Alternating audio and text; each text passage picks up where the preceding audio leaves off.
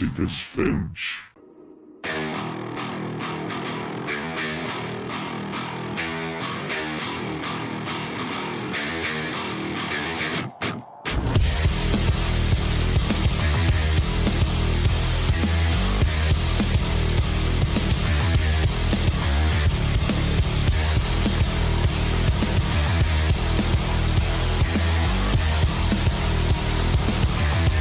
Liverpool are in control. We haven't conceded a goal in the first 10 minutes of the game, so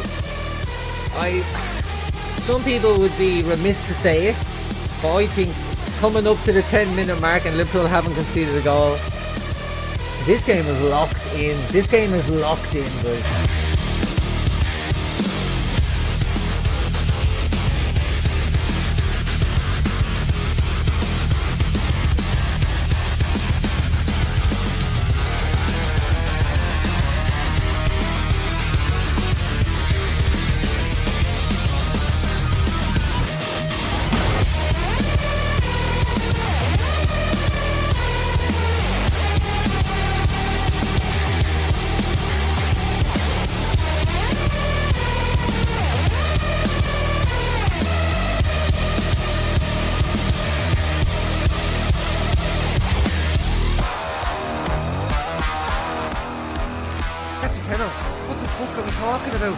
How is that not a penalty? What is Jamie Carragher talking about? This is a fucking joke. How is that not a penalty?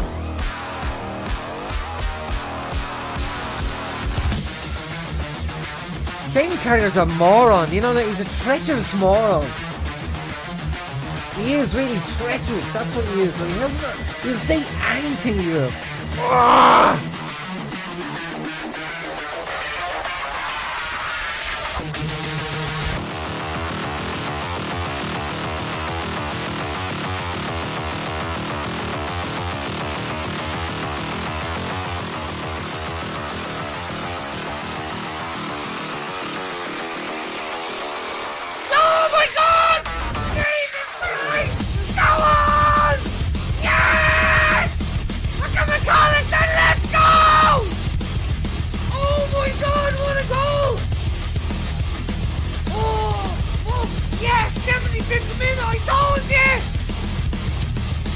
Let's go!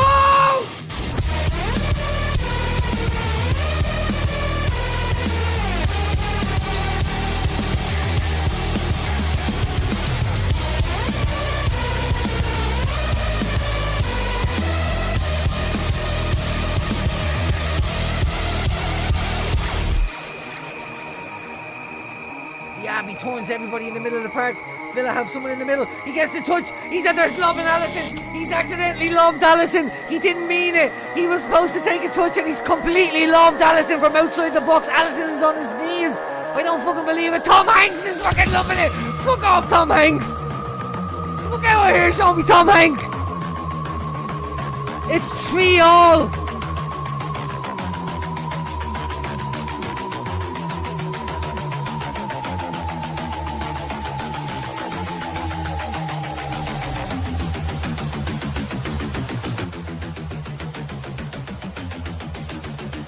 I am a nervous wreck here.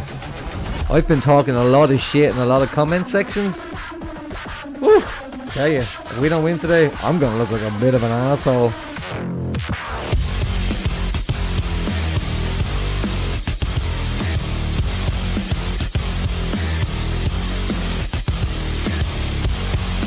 Then you end up like your man Craig.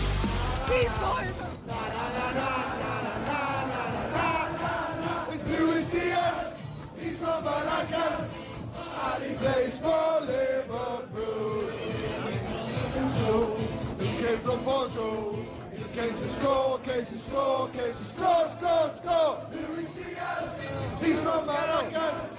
And he plays for Liverpool. La la la la la. La la la la la. Let's go, chat. We got Red's Rebellion in the chat today. He says the maximum points Arsenal can achieve now is 81. We only need 8 points right now to win the league, as our goal difference is superior. Win today and only 5 points required to win the league. We have literally dog-walked the league this season. If we are in a scenario where we can win today and Arsenal lose their next match, they can only reach a maximum of 78 points. Win today, fingers crossed, 73 plus 3 equals 76. Arsenal max of 78 if they lose their next one. We can literally win it in 2 games. Good to see Arsenal back in the team. Big muscle arms. Let's go, boys. I am Atticus Finch. This is Finch Streams LFC. Welcome everybody, we are here. I pressed the wrong intro. I am Atticus Finch. This is LFC. I am Atticus Finch, not that video that was playing a second ago. Let's go. It's a big one. It's Liverpool West Ham. The lineups are in. Let me read it out to you. We have in goal, Alisson. Right back today. I'm glad. I'm happy to see the young man back. He's the perfect replacement for Trent, should Trent leave. It's Conor Bradley. Centre back, Ibrahima Konate. Beside Ibrahima Konate is the man who's about to sign his new contract. It's Virgil van Dijk. Starting left back today is Kostas Tsimikas. Andrew Robertson having a bit of a break. In the middle, we have Ryan Gravenberch alongside Alexis McAllister, who's probably not going to play there. He's going to move up, you know, probably up beside Curtis Jones, who was taking Soboslai's place as attacking midfielder. On the right-hand side, we have our brand new signing, Mohamed Salah. On the left-hand side, we have the man who is having a moment, his best moment of the season. It's Luis Diaz, and starting up front for us is Diogo Jota, the hardest worker on the team. And then we have West Ham. Starting up front for West Ham, Jared Bowen. In midfield, they're going to play Lucas Paqueta and Mohamed Kudus out on the right-hand side. Oliver Scarles, James Ward-Prowse, Carlos Soler, Aaron Wan-Bissaka make up the midfield. Really, it's a left winger and a right winger playing as wing backs. And then they're going to play 3 centre-backs with Jean-Claire Toibra, Konstantinos Mavropanos, and Max Kilman. In goal, Areola. It's going to be a big one, gang. It's going to be a cracker. West Ham, they've nothing to lose. They've nothing to play for, but they have nothing to lose today. They might be playing some free-flowing football, but Liverpool have a chance. Another chance to do something that nobody's done before. Liverpool have beaten West Ham this year so far twice. They've beaten them by 5 goals twice. No team in English football history has beaten the same team 3 times by 5 goals in one season. Liverpool could do that today. We are at home. It's not beyond the realms of possibility. Not at all. Not at all. Nice to see Red's Rebellion in the chat. Welcome. I think we were talking on someone else's page there. Maybe it was Nick's Football Club. Great show. That dude does a absolute great. If you don't know it, Nick's Football Club, guys, get on there. He does a great breakdown. So if you don't have time like normal human people to watch every single football blood sport / podcast out there, you know, Nick sits down, he puts it all together, he shows you the best bits, he gives you his opinion on it, and it's I'd agree with him like 50% of the time, which is really good. I mean, if you find someone you can agree with 50% of the time, that's really good. You should stick with that. And I mean, if you find a woman you can stick with 50%, if you can agree with 50% of the time, that's marry that quick. Marry that straight away. Another exciting thing about today is that's the lineups. We have the lineups. I recently started playing this online NFT / fantasy football game called So Rare, or as people like to call it for some reason, So Rare. Let me show you what I'm talking about here, guys. So this is it. It's a fantasy football game, and I have a team set up this week. So this week I got my cards together. I have a good team, and it's looking like I'm gonna, for the first time, have a full team of 5 players playing. I hope you can see the cursor. Yeah, you can. Good. Okay. So this is the team I'm excited about. I started Eze for Crystal Palace. I got him. Started him. He had a good game. He scored a goal. Very good. Hold on. Let me put this on for you. 1 second. Let me just put this on here 1 second so you can see what I'm saying. Trans. Let me just trans over there. There we go. I've trans onto the screen. Hello. So you can see here, Eze, he got a goal, 60 points. Lovely. Puts me 65 points on the board because he has a percentage bonus, okay? All of my other players are starting today. Connor Bradley could have a great game today. Diaz, if he has a good game. Kanate, clean sheet. Becker, clean sheet. I could be in with a chance of a good score. Unfortunately, my other chance of a great score was this one. I'm already in the top 20% of 2,893 people. I get a reward for it. I get promoted. I'll get some of these little rewards here.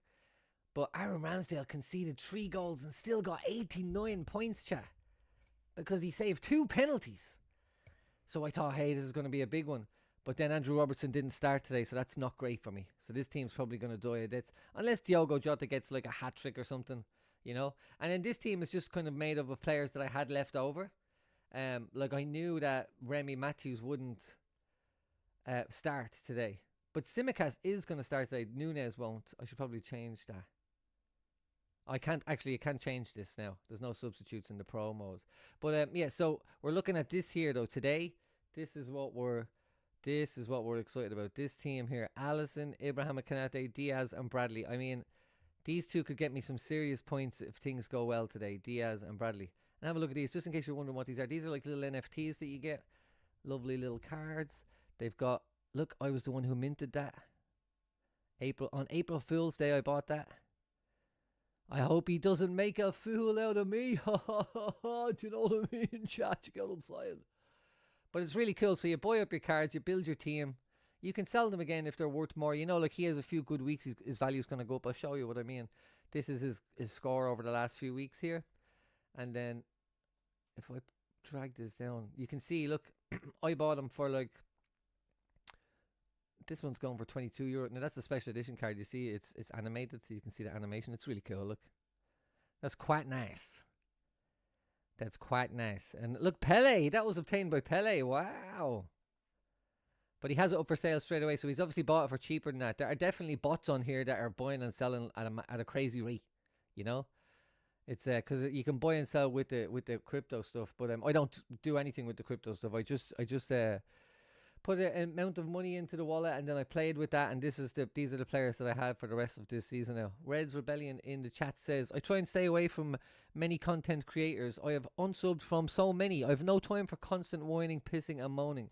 Listen, I can't agree with you more, Red. One of the people that is the worst for it, and it's too bad because he's a great YouTuber, is sorry, excuse the coughing, is Don Hassam. Like, these guys who can, there's another one as well, there's an Irish lad as well, what's his name, Craig, the big guy. But like they decided at one time that FSG are the worst thing that's ever happened to Liverpool.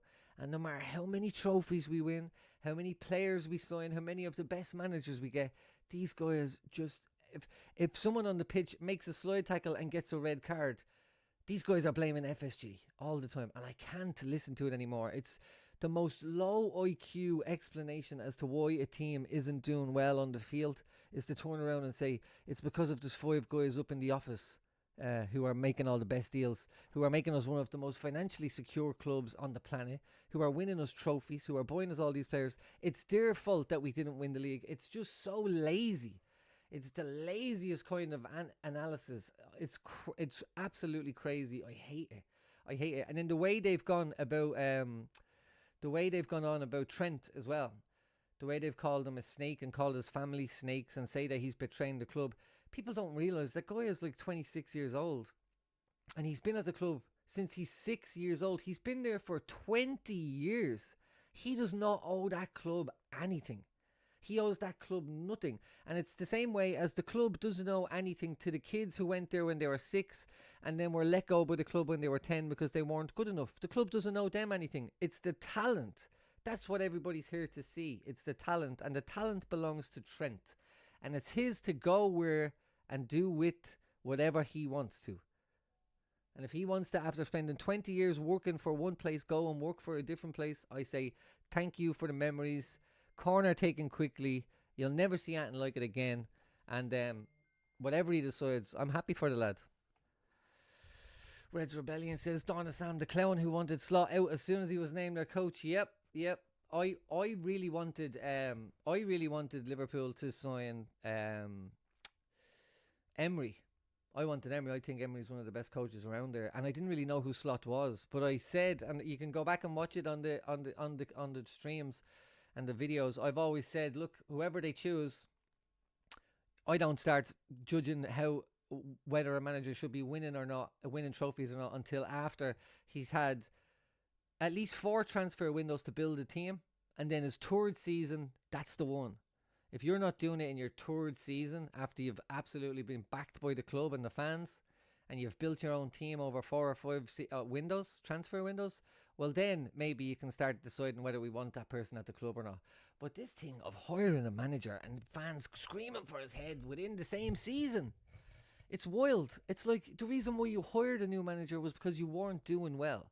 So give this guy time to build, but people don't want that. People want Chelsea, or for some magic reason, Chelsea were able to fire a manager and the next manager would come in and win something. And Chelsea done that a few times, and I think it made clubs believe that that's how you do it.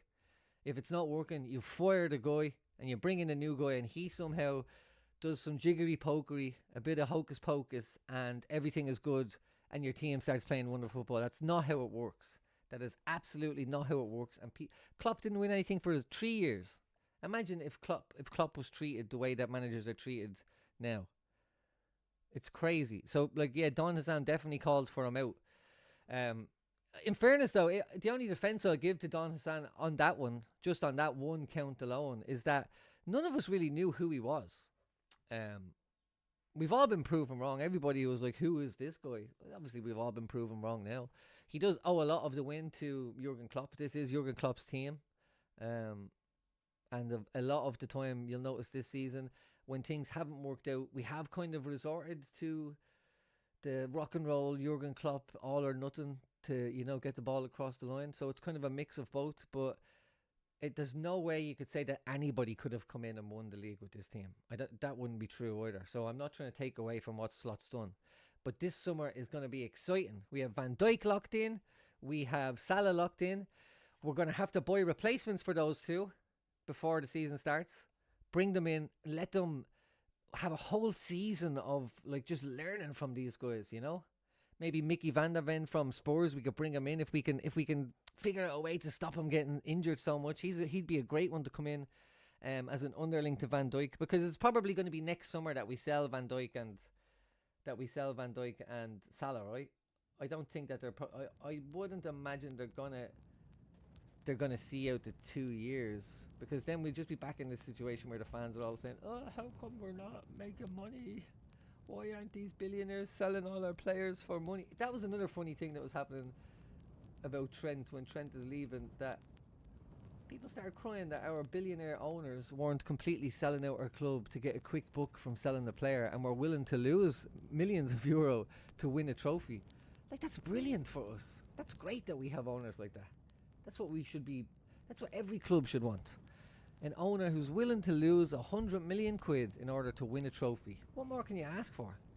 Okay, so here we go. I'm looking at it. Sky Sports Live. Conor Bradley, Kanate, Van Dijk and Tsimikas start today. The Greek Scouser. This could be his last season at the club. Gravenberch, McAllister and Jones. Jones gets the nod ahead of Szoboszlai today. Jones done the manager a favour. Played right back twice. Bradley's back today. Red Rebellion says match about to start. I'm just catching up with it now. Salah, Jota, Diaz up front. So we're going 4-3-3. And that 3 in the middle is going to switch between, I guess, two defensive midfielders and 1 attacking. And then when we switch possession, it will go 2 attacking, 1 defence, I imagine, with Gravenberch being the one that stays the whole time. And then for West Ham, we have loads of people whose name I can't read. We have Alfonso Areola, Mavropanos, Tobio, Kilman, 3 centre-backs. Wing back, Aaron Wan-Bissaka. Across the middle, Carlos Soler, James Ward-Prowse, Ollie Scarles. Scarles, that's a cool name, che? Lucas Paqueta up front. Kudus and Bowen on the left and the right wing. Nice. Bowen is a player I'd take to Liverpool. Probably Kudus as well, to be honest. Kudus is quite scary when he's at full speed going at a defender. I'd say that's a tough one to deal with if you're a defender, alright.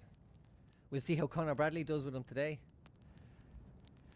It's ringing out at Anfield, gang. Come on, 3 more wins. 3 more wins, and it's locked in. No matter what happens to Arsenal, if we just win 3 more times, Arsenal will have to line up again and give us that beautiful guard of honour. I'll never forget how happy I was watching Diox get a guard of honour after winning a Premier League and a Champions League with Liverpool, and then his old club Arsenal, whose fans said when he came to Liverpool, his fans said he's just going there for money at the end of his career and it's a downgrade for him. That's what they said. And then the guy won everything and he done it all in a fucking Liverpool jersey.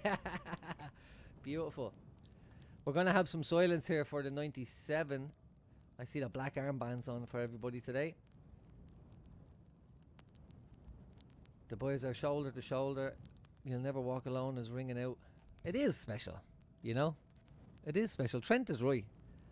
It does mean more, you know. I know everybody thinks that, but all the other players and teams who think that about their club, they're wrong. You know? Just saying. Look at this granny. Giving it socks. Scarf up in the air. This is what she lives for. Beautiful. Beautiful, chat. Let me have a listen. Do we have the sound, the calming sound of flames crackling in the back? Let me have a listen here. Oh, it's the silence.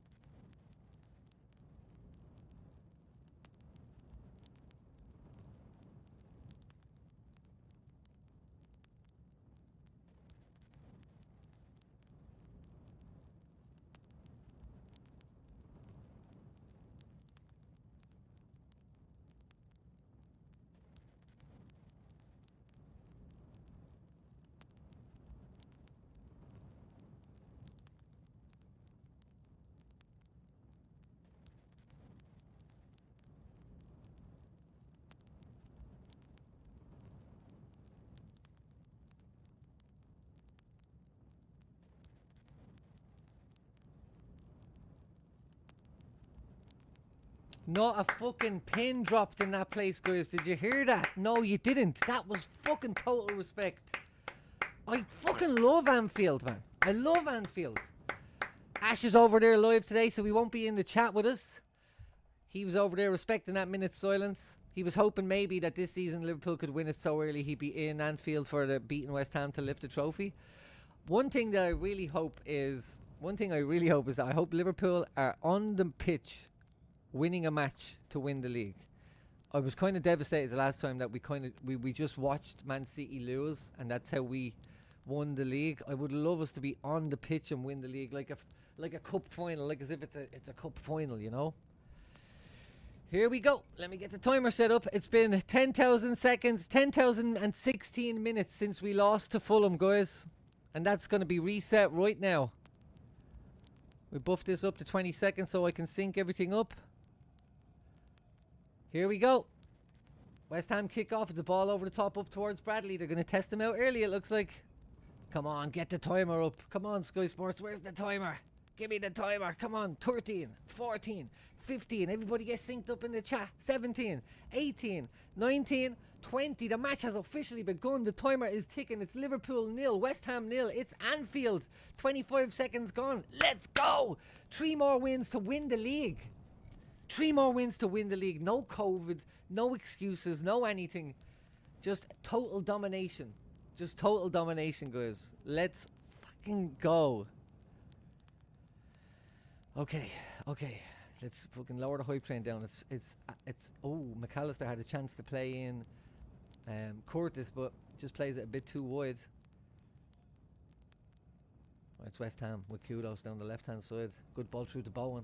Bradley gets there, gets the toe out. Allison's outside his box. It's a long ball up the pitch. Who's going to get there? Straight back to the West Ham goalie. Areola has it in his hands. Everybody likes to see a bit of Areola every now and again. Nice to see it. You love to see it. He throws the ball down. He gets pressed. It's a big one. Van Dijk. First test. Lands a header. Easy peasy.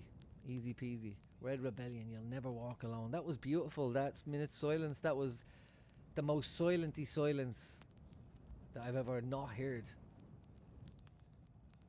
Mo, here he is. He's going to be hyped today. He has to be hyped, right? He has to be in the zone. He's making more money than any man alive. That's not true, but you know what I mean. I'm just being hyperbolic. Come on, Mo. You have to be loving this. You're the new king of Liverpool again. He's regained his throne. Jason Glennon in the chat says, let's go. A squeaky 2-1 today. Jason, I don't know if you saw it earlier, but Liverpool have beaten West Ham by 5 goals twice this season already. No English football team has ever beat another top flight English football team by 5 goals 3 times ever in the history of football. So there's a chance for some history to be made if we can really nail it today. Diaz all the way to the back post. He's looking for Mo straight away. Everybody's going to be looking for Mo. It's going to be a celebration day. It's already a day of celebration. They know Van Dijk is locked in as well. If they're giving the money to Mo, they're giving the money to Van Dijk, guys. Don't worry about it. Trent, yeah, we'll see. If he goes, he goes. Thanks very much. Good luck in the future. If he doesn't, cool. Stay here and make some of the best passes any of us ever seen. It's going to be the first corner of the game to Liverpool. It's going to be Tsimikas.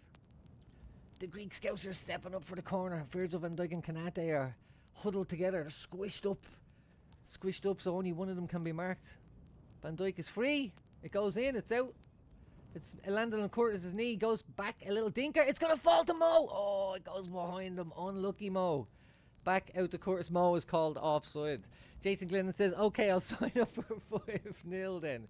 I'm just saying. I mean, there's obviously a reason why it's never been done as well. It's obviously not easy. It's not easy. The crowd, the Anfield sounds great today. It is rocking 2 a.m. So this isn't even a drunk crowd, you know? Because you'd ever notice the Champions League or an evening game is always more rambunctious than a morning or an afternoon game. And that's because everybody's been to the pub, right? Let's be honest, chat. It's Diaz out the left-hand side. He's going to beat his man.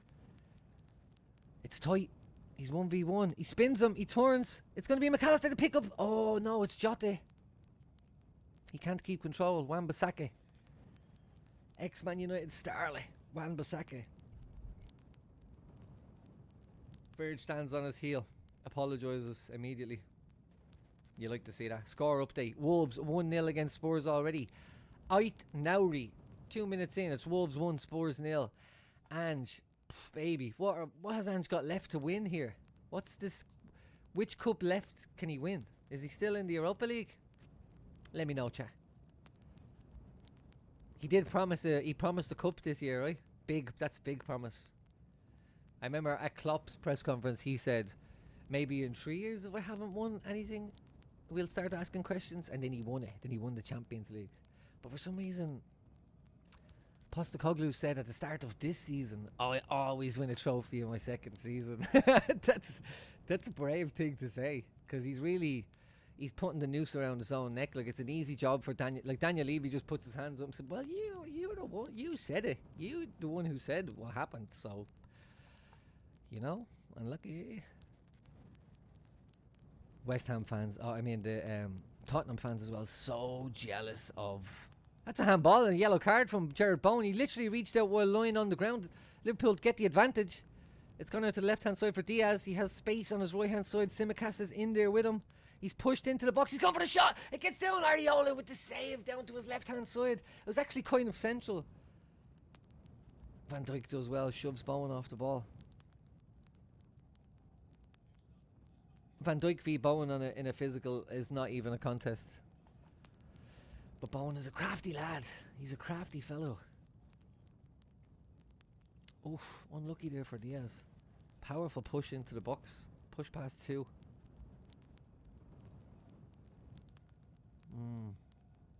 Tsimikas seen a lot of the ball today so far in the left-hand side.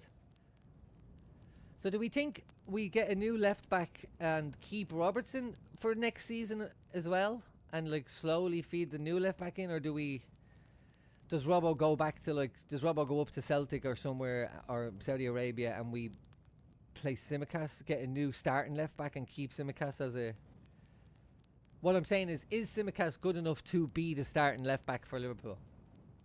Like a full replacement for Robbo.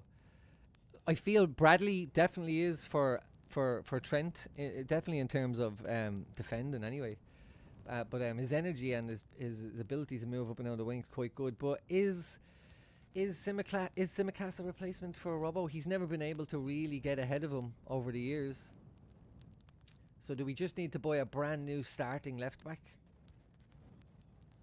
I think so. I think we do, personally. And if we're doing that, I think then as well we should keep Robbo as a Milner-esque type guy, and then let Tsimikas go and be a starting player somewhere else, you know? Just let him... Maybe he doesn't want to, you know? Maybe it's cool just fucking winning tons of medals and trophies and playing for one of the best teams in the world, even if you're the number 2 guy. Like, he still gets a lot of playtime, you know? In fairness. Red Rebellion says Diaz looking good. Yeah, Diaz the last 3 weeks has been absolutely on fire. I mean, not in a bad way, I'm not being mean. For the best part of the season, I heard somebody describe him last month as... You remember that kid at Christmas who... Oh, here's Mo Salah, he's breaking on the right hand side. Oh, he gets beat in the foot race. It's going to be a corner for Liverpool. But you remember that kid at Christmas who got his first bike with gears on it? And he didn't really understand what it was, and you'd see him out on the street and his legs would be fucking going like 90, but the bike was kind of going nowhere. I feel like Diaz is that a lot of the time. He's on the sideline, his fucking feet are and then just nothing happens. Nothing comes of it. He's a bit like Jeremy Doku, but these last 4 weeks he's really been... The finishing product has really been there. I like him, don't get me wrong, I like him, and he's young. I personally would keep Nunez as well because of the age and the... It's onto the back post, Mo is there, it's gone behind them. Oh, unlucky. Good corner. Unlucky.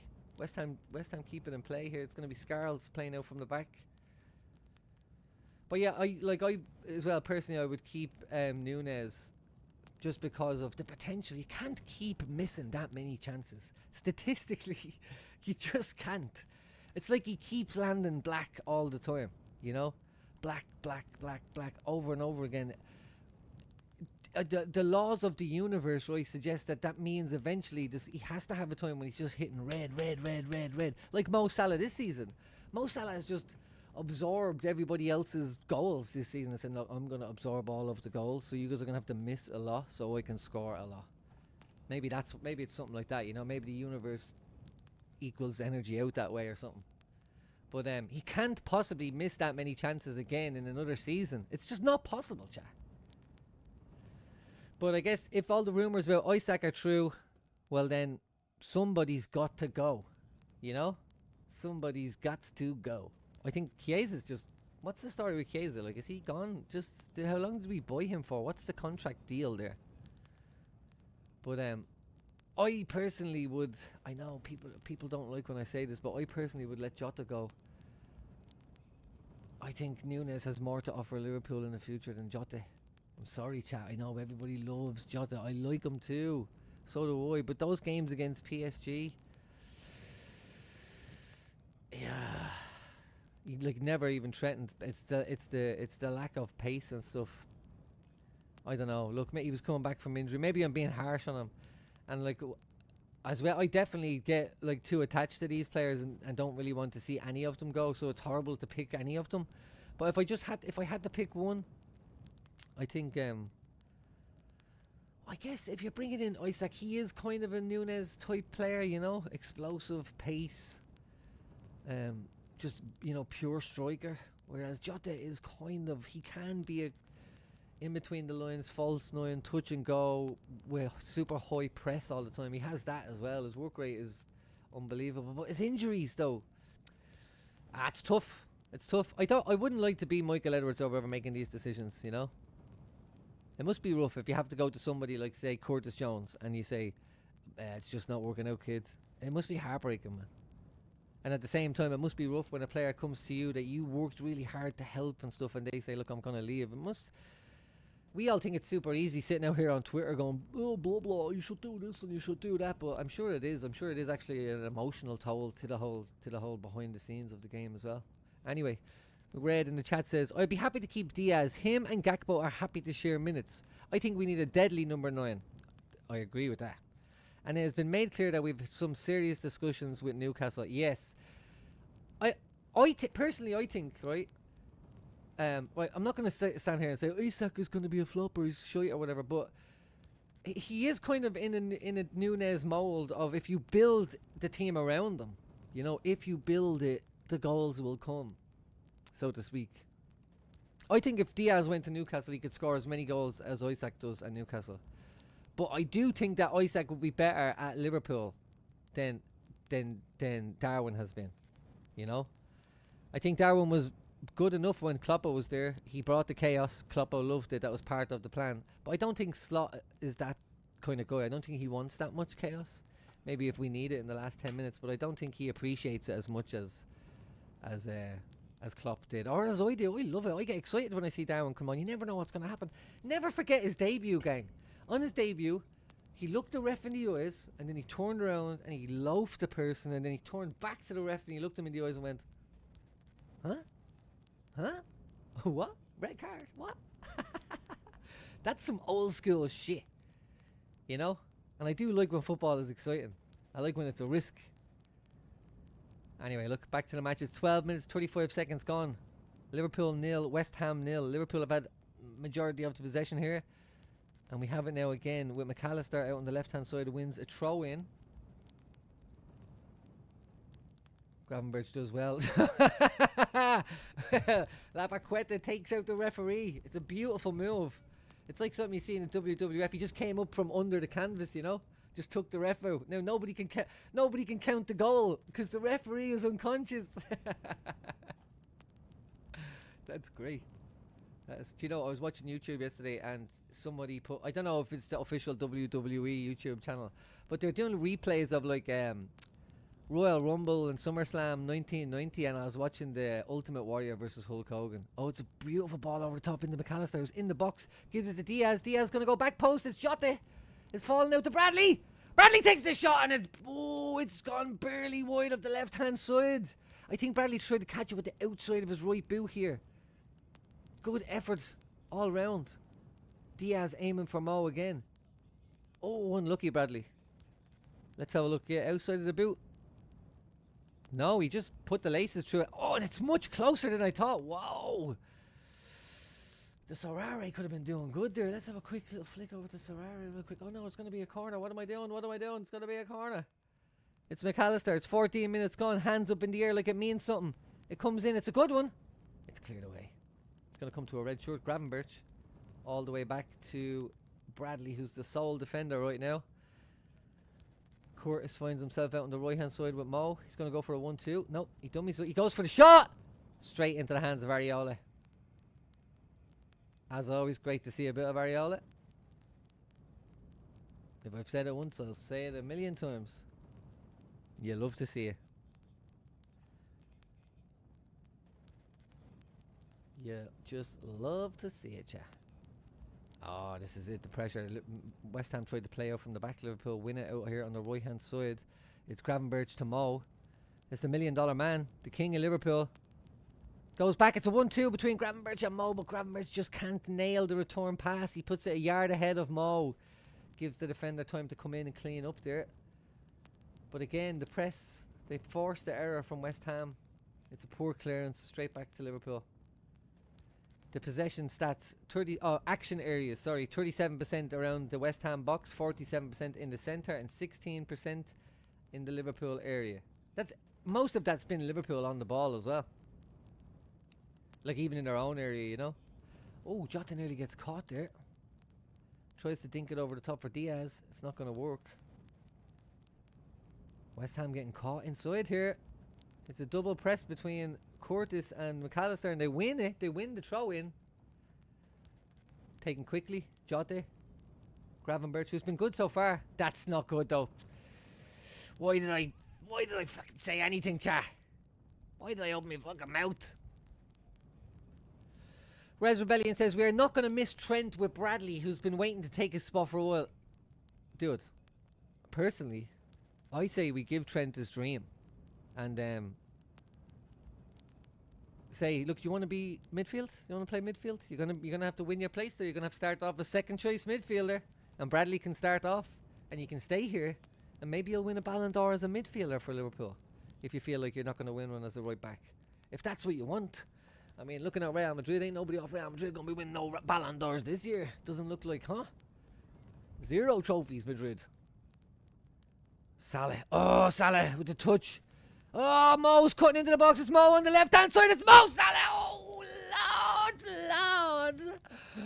Oh, hell no. It's classic Mo. Look at his touch. He plucks it out of the sky like a god plucking a dove, you know, just like boop, plucks it out. And then he cuts in on his left-hand side. Typical Mo. Left foot, tries to curl it in the far post. Just a foot too wide. Just a foot wide on the left-hand side. Yeah, no, Bradley is a great cover for Trent. He's like perfect made, and he's gonna his passing and stuff can improve, but his defending is excellent. His cardio obviously is great as well. I do wonder, these guys that are super young being so impressive, how long are they gonna last? The likes of Saka and Bradley and, you know, people who are being pushed at the top level since they're like 17, 18.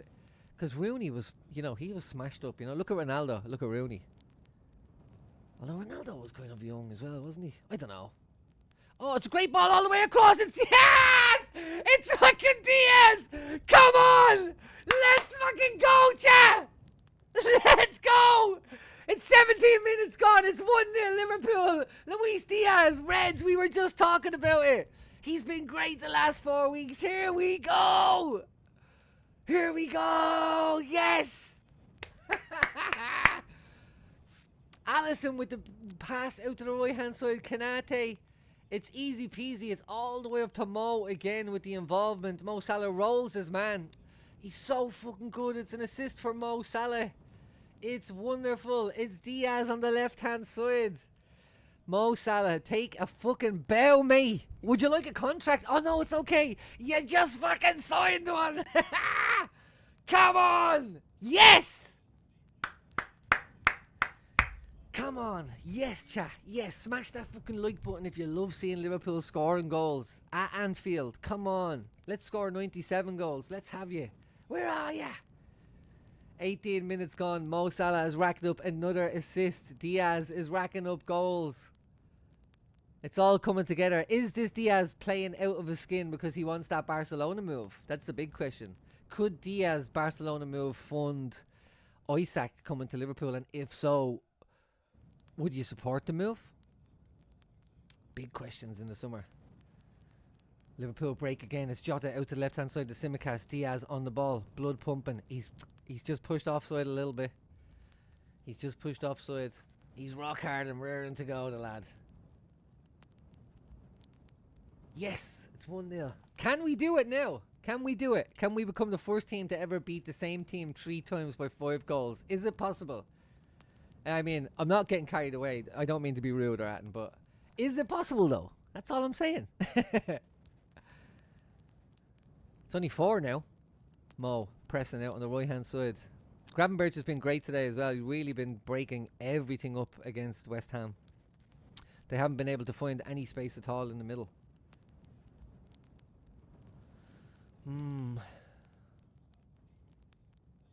Rebellion says, I'm a bit behind compared to you, so watching the match on my side and commentating afterwards, what a goal. Dude, I know the pain. Seriously, I was using, I don't want to say what I was using, but like one of the Smarters IPTV, I had a subscription on that and stuff, and I was doing the streams while using it, and I was so far behind. It was unreal, like, so I just got Sky Sports in the end. I just got it. Now I got this great deal on it, like for 50 euro a month we get 4 Sky Goes and 2 little boxes with all the sports on it for 50 euro a month. Oh, look at that.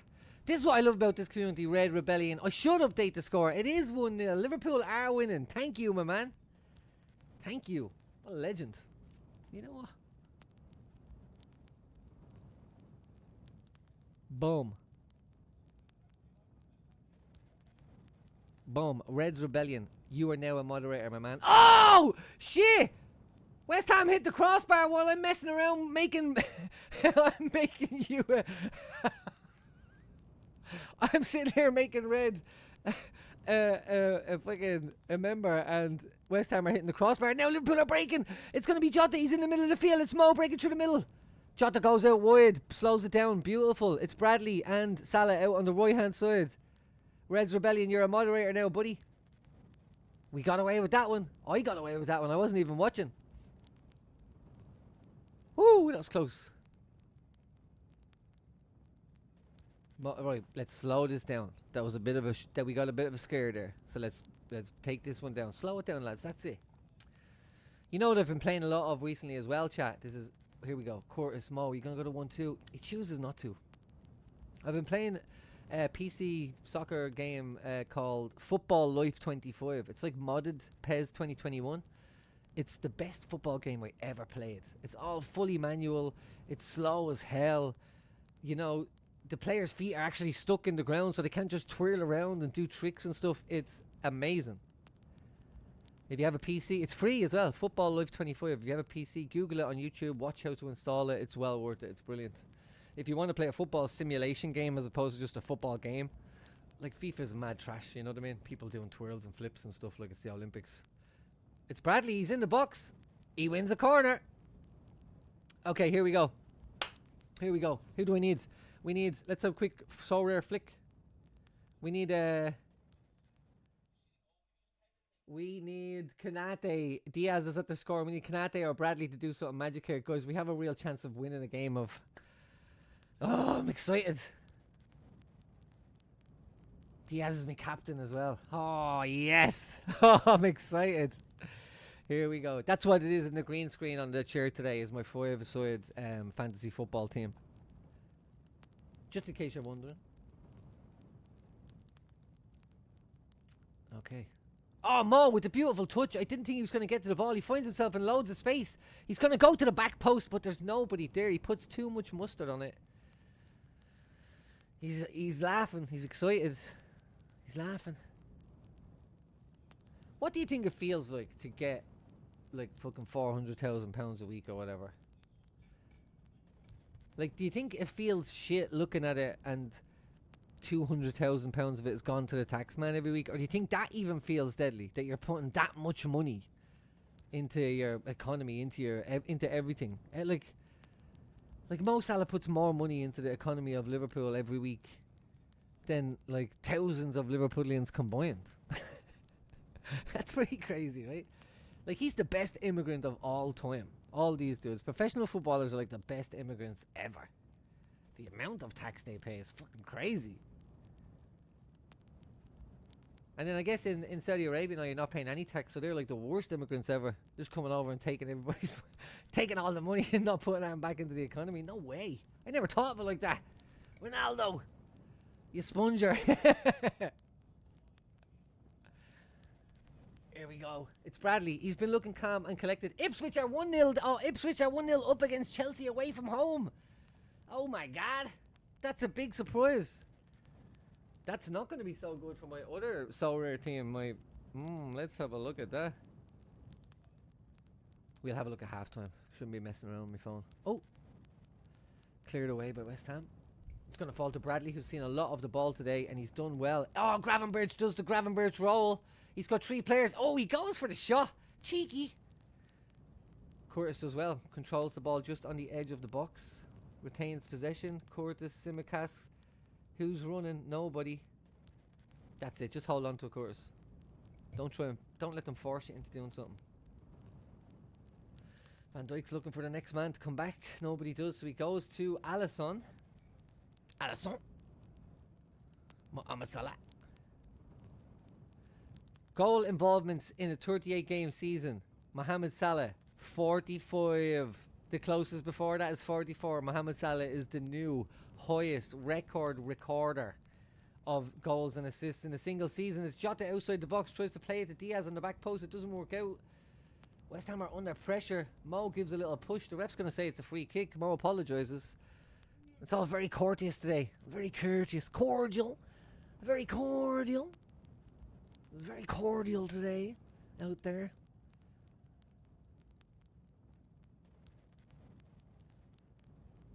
He's a good lad. He's a good lad, is Mo. Let's see. Is this dead? Let me see.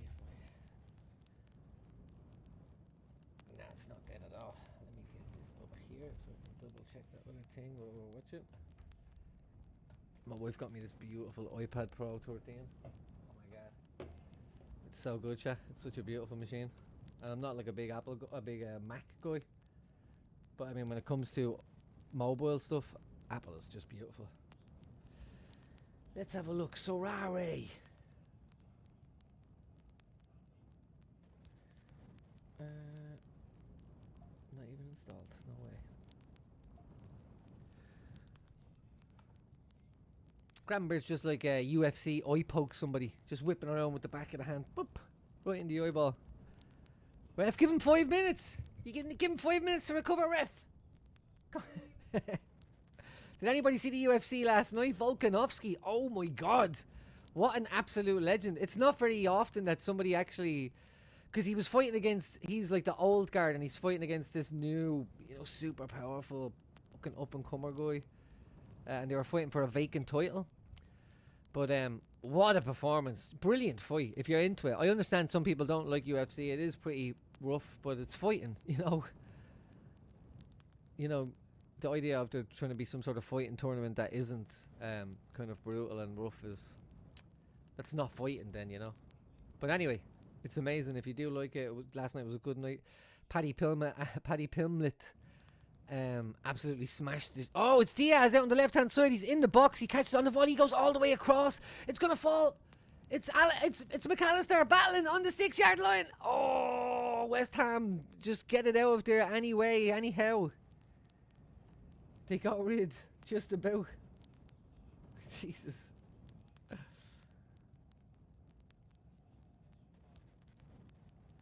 Anywhere, anyhow. Right, it's going to be Kanate. I wouldn't mind if he got himself a headed goal today. That'd be pretty sweet.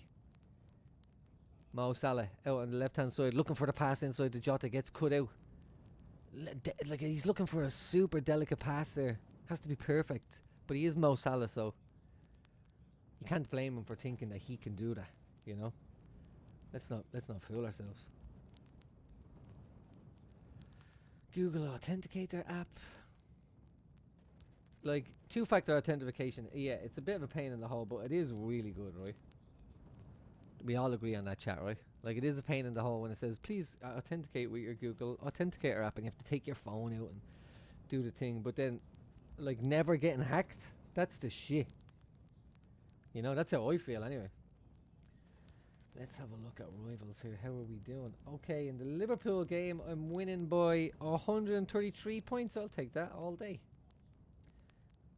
And in the other game, I'm losing by 20 points. Right, we'll leave it there, so.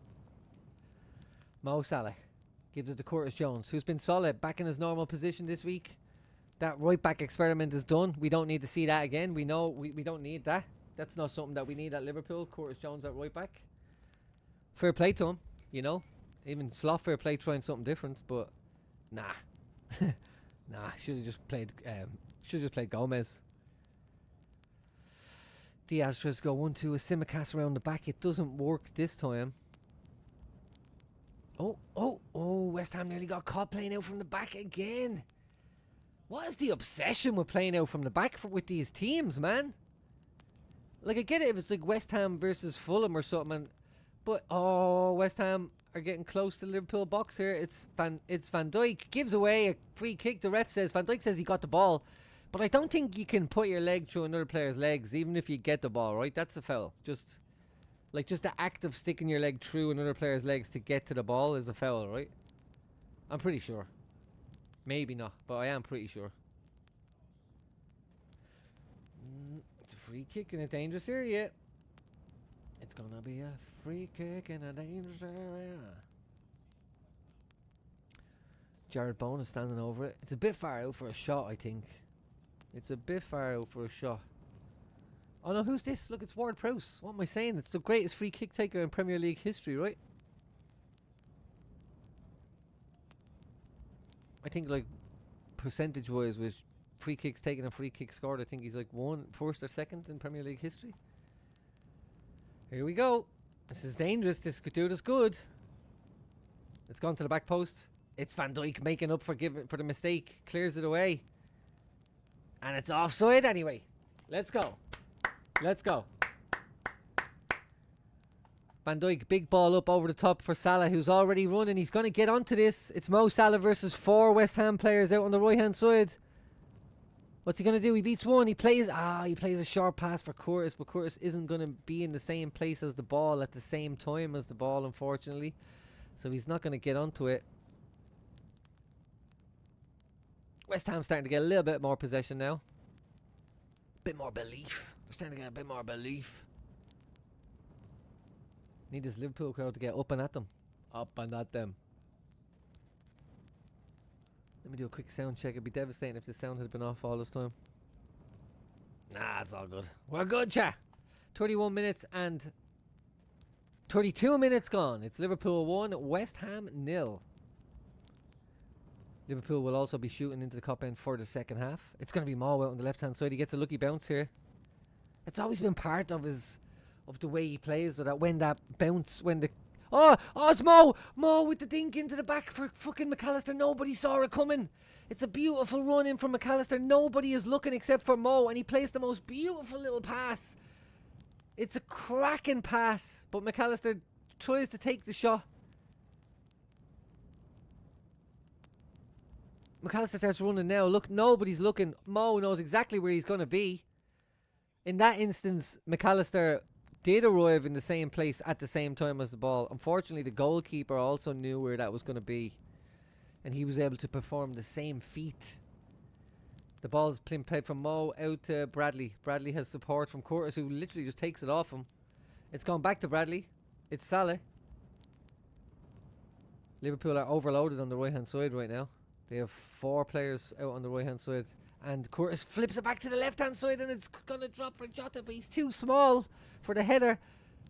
It goes in again. Oh, unlucky. It's Diaz looking for the second goal of the day. He gets up and wins the header, but he's underneath it too much. It goes up and over the bar. He takes a shove in the back as well for his trouble. Oof, unlucky, son.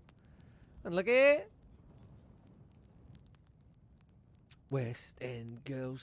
Is that the corner, ref? That's actually a corner, ref. Oh, it is a corner. Let's go. Simicast. He's been doing good corners today. I wonder if we'll see Robbo anyway. It's not a good corner. Doesn't beat the first man. No, Gravenberch is in a race. Bradley takes over. Says, hey, block him off. I'll take this ball. And Gravenberch says, yes, please.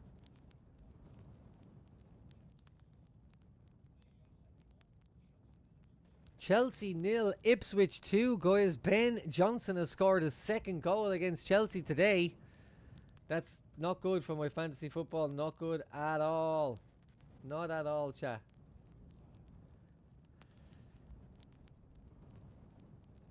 Let's have a look.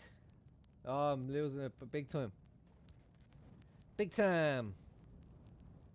Oh no, do I have him? Huh, no, look, I went with an Ipswich team mostly. It's cool, I might win. In the Liverpool game, I'm winning by 100 though, so we're good to go. Allison on the ball. Just go back, man. Okay, Allison, Gravenberch, taking their time. No need to get rushed. We have the lead. We're at home. We're champions elect. Let's not let West Ham tell us how to play now. Man, if Arsenal had won the both games that we lost, this match would have started today with Arsenal only being 6 points behind Liverpool with fucking, 7 games to go, whatever. Ref! What the fuck is this from Wan-Bissaka? He's playing fucking NFL there on his joypad. Fucking, oh, he's gonna run into this guy. What the hell? Leave her out, ref. Leave her out. Look at this. Look at this. I respect this decision, you know? He's not giving out about it, like... Okay, Curtis Jones, McAllister, Simicast again. He's seen a lot of the ball today. He's had a good game, let's be honest. Konate, Bradzar. Are we calling him Bradzar yet, or is that caught on, or is that happening? Because he is Irish, so I feel like we should be allowed to pick What oh, it's Mo from outside the box. He's worked all the way in. It's gonna be Mo Salah. Oh my God, it's gonna be. Oh God, it's crazy in there.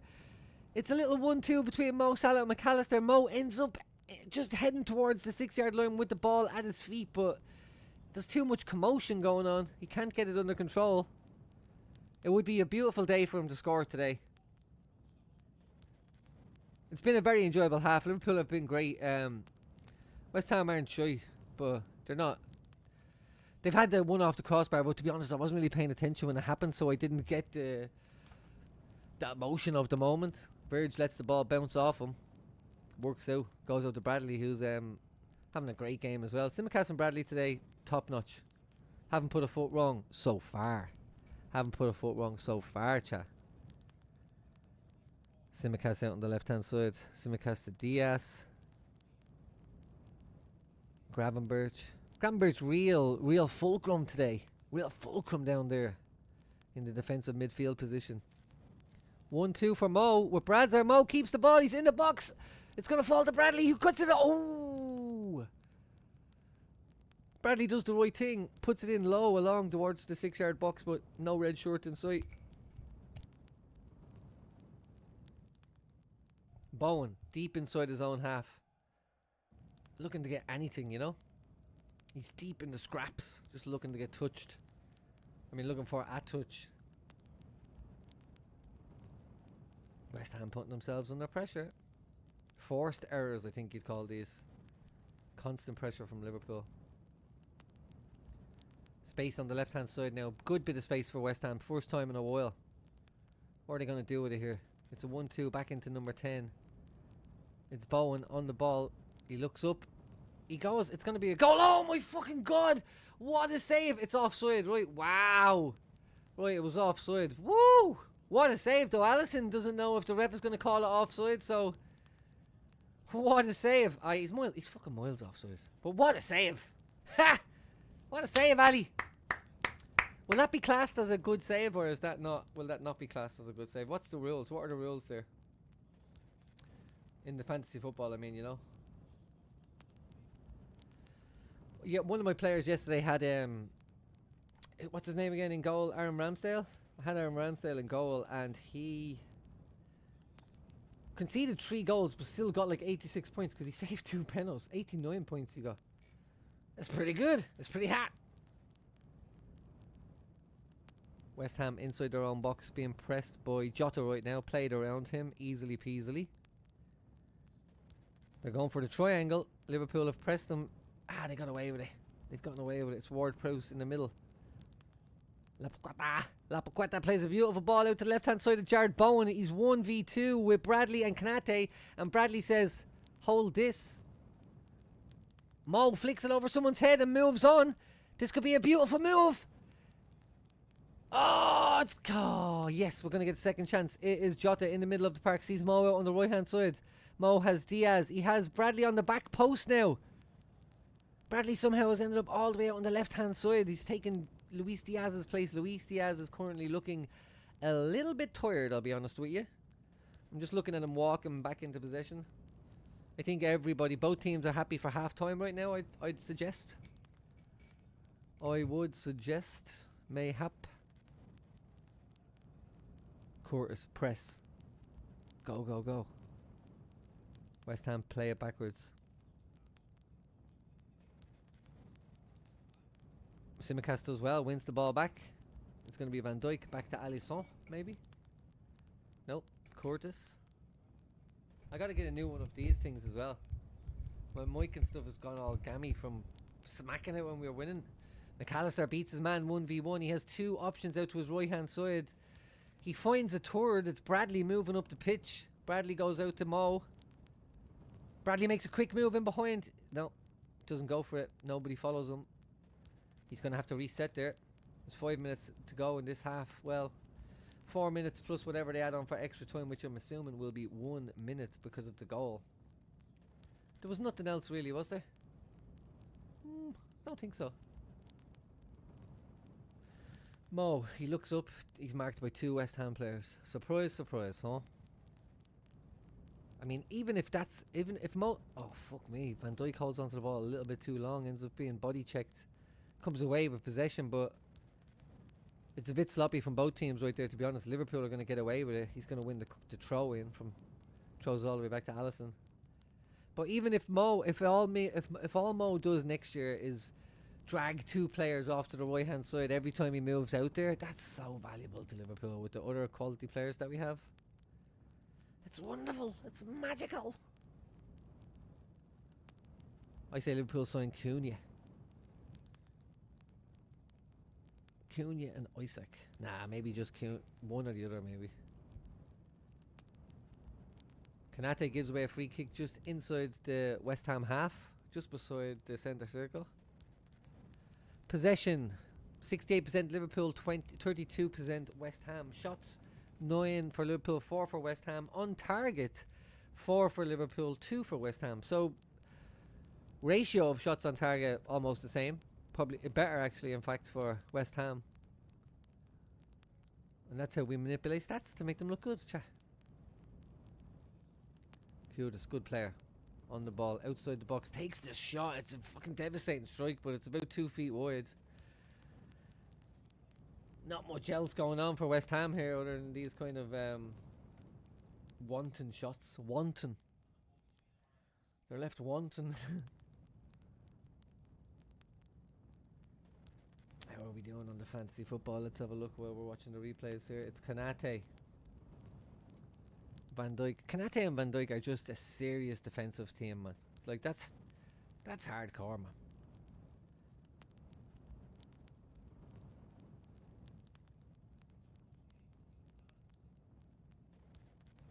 Although Joel Matip and Van Dijk as well, Joel Matip was so underrated. Joel Matip is one of the most underrated Liverpool players ever. Especially his dribbling skill. Holy shit. Do you remember those runs, guys? Do you remember those fucking runs he used to do? It's just his fitness. So hard to be a talented defender and stay fit. That's why Van Dijk is like a machine, right? It's going to be Jota in the box. I thought he was going to shoot first time. He has it. He's backing up onto his man. He's still in the box. He gets it to Diaz. He was offside. He was offside ages ago. Okay. Okay.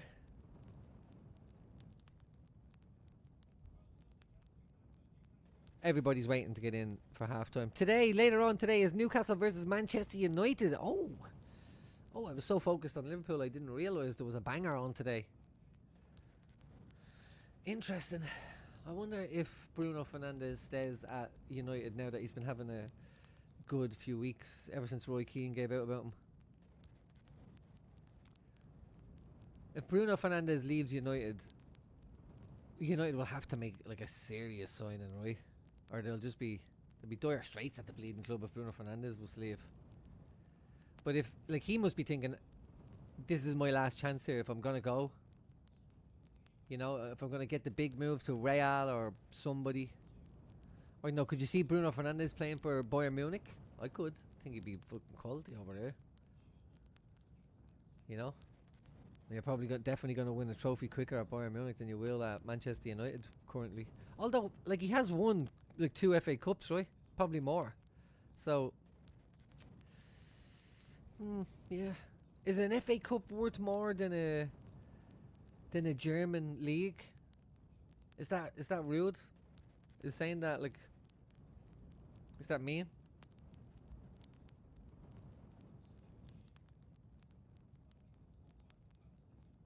Corner for West Ham here.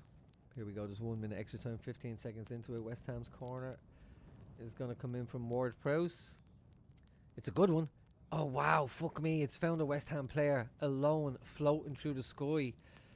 He gets a great header on it, but he puts it over the bar. That's a huge let-off for Liverpool. That is a huge let-off for Liverpool. Who is marking that guy? This is what I've heard Arne Slot talk about this after the Newcastle game, and he was talking about that they kept putting, like, 7 foot tall Chris Wood or whatever on McAllister. And so Slot was saying, yeah, look, we know that. But the odds generally of scoring a goal from winning a header that far back at a corner is like 1 in 40 or whatever. And obviously that doesn't matter when the 1 in 40 happens. It doesn't really make you feel better. But I get why people are saying he's arrogant, but he's just sticking to the plan. You know, sometimes I guess sticking to the plan can seem pretty arrogant. Like, you know, because McAllister's fucking 5'8" or whatever, and Chris Wood is fucking 6'4" or whatever the hell he is. He's much bigger anyway, is the point. So it can seem like you're being arrogant or just stubborn, but really you're sticking to the plan. This is the plan. You stand there because you're small, and it's 1 in 50 chance of someone scoring from there, and then you stand here because you're big, because if someone wins the ball here, it's a 1 in 10 chance or whatever. So I get it, but it was a cup final, and everybody could see it happening over and over again, so that was kind of frustrating, to the point where almost you would have hoped someone like Van Dijk or whatever would have said, look here, I'll swap with you, you know, let me swap, and then forced them to play it into the 6-yard box with Kanate in there, with Gravenberch in there, with loads of other people in there. Red Rebellion says Ipswich are destroying Chelsea at the bridge. I know, I'm getting the updates here. I have my fucking iPad on the go as well with the updates for the fantasy football here, and it's making for interesting reading. Let me just say that, Red. It's making for some seriously interesting reading. What am I looking at? I don't have any of the goal scores. Now, I did go with 4 Ipswich players and 1 Chelsea player. I went with Pedro Neto and I made him my captain. But it looks like Ben Johnson he's whacking in all the goals over there for Ipswich today. He's raking in points, so I'm probably going to lose that one. Here, I'll actually show you a little bit of what I'm talking about here. So this is my fantasy football right now, and if I change monitor here real quick. Oh, made a mistake. If I change monitor real quick. So you can see that now. So there I am. This is my team for today. So Connor Bradley. Let's refresh, see what's happening, because these should have good scores now. Oh my god, I have 338 points, chat. Holy shit. Look, I'm in the money prizes, so I could win a $5 for this one. That's really good. 74th overall. Oh shit, chat, I'm 74th over 2,893. Wow. Red Rebellion says, thanks for the wrench. Thank you, man. I love when people get in here and they're chatting back and forward, and then you done the ultimate thing. You said, bro, update the score. I love it. Thank you very much. I really appreciate it. I have another guy in here as well, a good friend of the show, Jason Glennon. He coming in as well always. Man, fix the fucking score. And I really appreciate it when you're in here doing that, so thank you. But yeah, here we go. Look. So this is the team that I'm really excited about here, because everybody started, and so far it's going really well. We have Diaz with a goal. Bradley's doing great. He's on 60 points there. What did he get to 60 for? His all-round score is 25 points plus 35 for his 15 average. That's great. So here we are. I'm on 338 points. Let's have a look. 402 is the highest score in my league right now. No, that's 11th actually. Let's have a look. Can we get into the league? Where am I? I'm 21st to 100. Everybody in here wins €5, and then you also win like you also win other stuff like jerseys and, you know, other cards, collectible cards. Urbano Valdez in the chat. Just woke up and Liverpool 1-0 up. Get in. What's up, Finchborough? What's up, Urbano? Nice to have you back in the chat, my man. Great to see you here, brother. Liverpool are playing wonderfully well today. We had a scare, one off the crossbar. I'm not exactly sure what happened because I was kind of not paying attention at the time. I was having a chat with Red Rebellion here. But yeah, we're playing well. You can see here by the scores on the fantasy football, Bradzer, as we call him now, that we've decided that. We decided that earlier in the stream. Bradzer's on 60 points, Diaz on 70. If Becker and Abraham Kanate keep their clean sheets, these two will go up to 60 or 70 as well. So it's looking good, chat. 74th in the world right now. Come on, Finch streams. Now, just remember this, look. Because of my football brain, chat, I'm 74th in the world right now. Alright? So the next time you're watching Don Hassan or whatever, and you see me in the chat and I'm saying, Don, you're wrong, you owe FSG an apology, and he says, Finch, fuck you, Finch streams, fuck you, man, fucking bastard. Right? When he does that to me, you can all be in the chat saying, bro, Finch streams 74th in the world, retard. He knows what he's talking about. He knows what he's talking about, Don. And stop smoking cigarettes, it's crazy. Smoking cigarettes is crazy, man. Don't smoke cigarettes. Hey, Urbano says, Reds, nice. Urbano says, good numbers here, lol. We got 5 watching there. We had 6 a second ago. It's big time. We're the big time, Urbano. You know what this community is. It's It's about being here and being part of it at the moment. It doesn't matter if there's 6 people or 600,000 people. It's about knowing what's going down, you know? And you know what's going down here. I guess you've been watching a lot of, you've been getting a lot of entertainment off the Flying Pig, Urbano. His streams have been going well the last few weeks. I like watching him. He's, especially with Man United being so topsy-turvy, winning and then losing and winning and good performance, bad performance. He is I really enjoy watching him. The Flying Pig. He is hilarious. I was watching last week and he was making loads of noise and he was giving out, you know, rah, and he was going mad because United were losing. And then his missus came in and he was like, oh no, it's okay. And then she was saying, no, don't be smashing stuff. And he's like, I'm not fucking gonna smash stuff. And then he ended up just saying, look, it's really not a very good time right now. Really funny clips. I really like that guy. He's a funny guy. There's a lot of the streamers that I don't like. I think they're absolute garbage. But you can really tell when somebody is just watching the stream and streaming watching the stream because they enjoy it. You know what I mean? Like, I hope it comes across for me. I only do this because I enjoy doing it. I enjoy setting up the graphics. I enjoy showing you guys my fantasy football. I enjoy doing, all this, putting up the man of the match, doing the commentary on the side, having the green screen here. I enjoy learning just how to use OBS, how to do streaming. But you can really tell when people are in it because they want to be, they want to be famous YouTube streamers. They don't want to be, they don't want to stream themselves watching the game with a community. They want to be famous streaming themselves watching the game with a community. Two very different things. And if you're good at it, more power to you. If that's your thing, great. But I like this. I like the way we're just chilling out here. Albano says, it's a laugh. Bro did a Shawn Michaels super kick last game. Yeah, look, this is what I mean. He is quality content. I really like him. I like Deji as well. And that's his name, the Spurs guy. And because, he's very clear that he's doing a character, He's very clear. And then he rings people on the phone and they're fucking, yep. Oh, the clock's still running. That's a good call. Look, there's Jason Glenn and the clock is still running. This is what I mean, chat. Community, gang. Second half reset. We'll put 20 seconds on the clock so everybody can get back together. There we go. Clock should be fixed. Yeah, 45:20. But, yeah, I love when I love when you can see that people are enjoying themselves, and I think people can see that as well when they're watching it. Like, I'm a big fan of Mark Goldbridge, and I know loads of people don't like Mark Goldbridge, but I've been watching him since just like when he was doing it like this, sitting in a room on his mobile phone, walking home from the pub. And even though he's a United fan, and I disagree with a lot of what he says, he's funny. I'm an Alan Partridge fan as well, so I find what he says funny, Reds Rebellion says Deji is a complete wind-up. Yeah, funny. This is what I mean, though. He's in that's why he's in it. He's very open about it. He's openly like, I'm here for the crack. I'm gonna do bits. I'm gonna entertain people. He is obviously a Spurs fan as well. He's obviously as disappointed as anybody else, but he's not.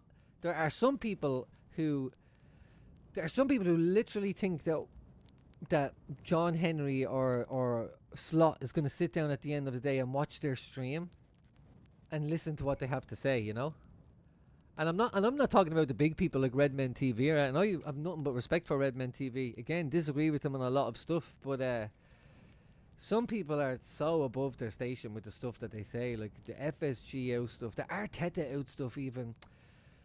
Like, I get it that coming second isn't coming first, but it's also not. It's also better than coming third or fourth or fifth or sixth or whatever, It's this kind of attitude of like, Usain Bolt is the fastest runner in the world, and then you turn around to Michael Johnson or whatever, a guy who came in 1/100th of a second slower than him, and because he's in second place, you say to Michael Johnson, "You're shit." It's wild. But I guess this is part of it. This is part of why we love the game. Albano says also he doesn't mind me being a Liverpool fan. Pretty chill dude aside from the raging. Yeah, this is what I mean. Look, Deji does the raging, and he does definitely. Obviously, he's a true Spurs fan, but also he's doing his bit, he's entertaining people. There's definitely a touch. It's nice when there's an open touch of WWE about it. And then there's some people, I'm not going to name any names, but there's definitely some people who like they get a hit because of something that happens, and then they try and recreate that thing over and over again. They think everybody watching is a fucking idiot. They think people watching their streams are fucking dumb idiots, and they try and do it over and over again, the same accidental happenings. But look, you know, I won't say who they are. No names here. No names here. Yeah, exactly, Reds. There are definitely people who think that what they say on their streams affects like all Liverpool fandom or all Arsenal fandom or whatever. When really, 99.9% of all clubs fans don't watch any of this YouTube shit. They don't watch any of it. Like the best football podcast in the world, in my opinion, is a podcast called the Second Captain's Podcast. I think it's the #1 downloaded football podcast on Apple, but I love it because those guys don't. They're 3 Irish guys. They're really good, well spoken, funny. You know, the references they make are funny. They're not like, it's not just calling some chap a prick or saying this fucking chap is shy. You know, they understand what it is they're trying to say, and then they use like references from history and all this kind of different stuff. Red. Yeah, look, the arbiters, that's exactly it. I literally used that word with someone on Twitter yesterday when they were talking about it being a shit Premier League season. And I was saying, like, so you're the arbiter of quality, you know? You decide. And if it's not your guy who wins, well, then you're going to say that's shit. I mean, what a joke. This idea that Liverpool are winning a shit Premier League, and then also the English teams are doing brilliantly in Europe, and then we beat those same teams. So we're ahead of Arsenal, and Arsenal beat Real Madrid. So does that mean the Premier League is shit and all the other leagues are even more shit? Like, because Liverpool are winning in England and England is shit, if Arsenal win the Champions League, does that mean the Champions League is shit?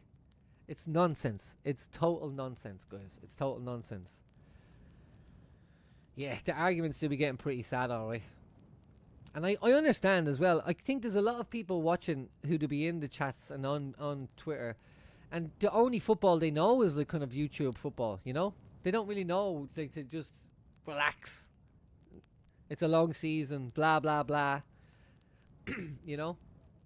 And as well, a lot of people, there's going to be Manchester City fans who just assume that Manchester City should come back and win next year. But like, everybody else is going to try and stay ahead of them again next year, so yeah. You don't see too many City fans around now, actually.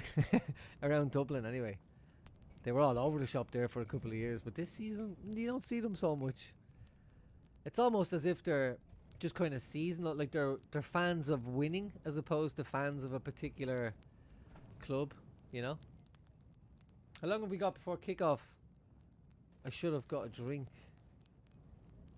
Second half next. Give me 30 seconds, chat. Don't go anywhere. I will be back. I love seeing you talking to each other in the chat as well. Arbano, Reds, Jay. Great stuff. This is great. Really enjoying today's stream. I will be back in 2 minutes, okay, gang? Don't go anywhere.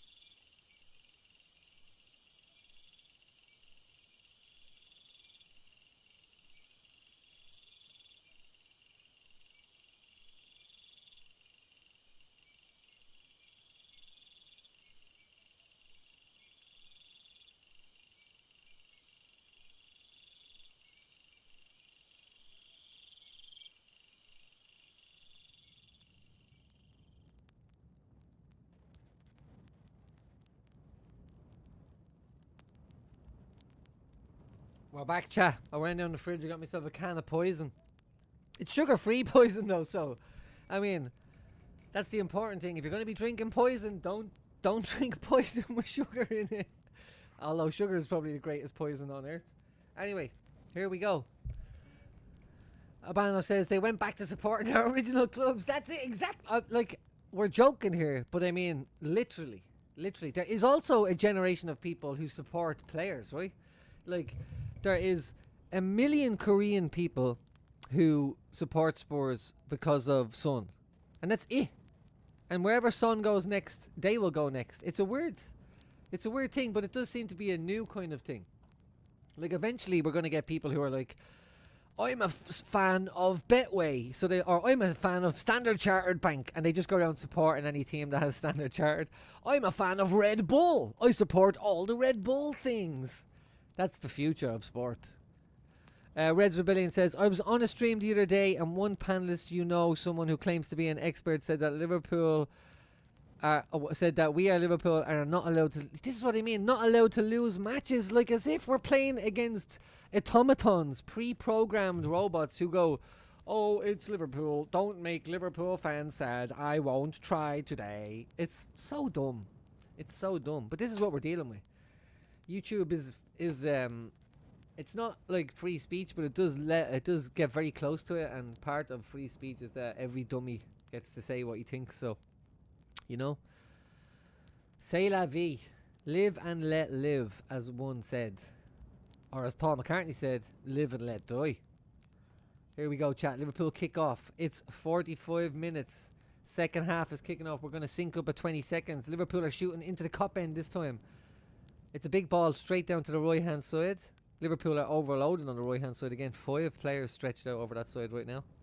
Give me the timer. We're 15, 16, 17, 18, and the match is about to officially start. Here we go. 21 seconds gone. It's Liverpool 1, West Ham 0. West Ham have given away a free kick in a dangerous area here. Tsimikas gets hooked. Ward-Prowse was there to clear it anyway. It's a terrible tackle. Well, I guess Tsimikas does well to move the ball that way. He wins a free kick, you could say. Let's give him the credit. If you can't support us when we lose or draw, exactly, Reds, well then you're not really supporting ever. This is what I mean about fans of winning. There's these fans out there that are fans of winners. I'm a fan of the winners. Insert winner here. It's so dumb. Like, there's this thing that happens over in Thailand, and you can understand this because it's in Thailand, but whoever wins the Champions League, fucking half the people in Thailand just buy that kit that year and they love that team. So I went there the year after Liverpool won the Champions League, and everybody in Thailand was wearing a Liverpool jersey, and they had all the names. They didn't care who it was. They had bleeding Smeeser on the back of it. Didn't matter. He won the Champions League.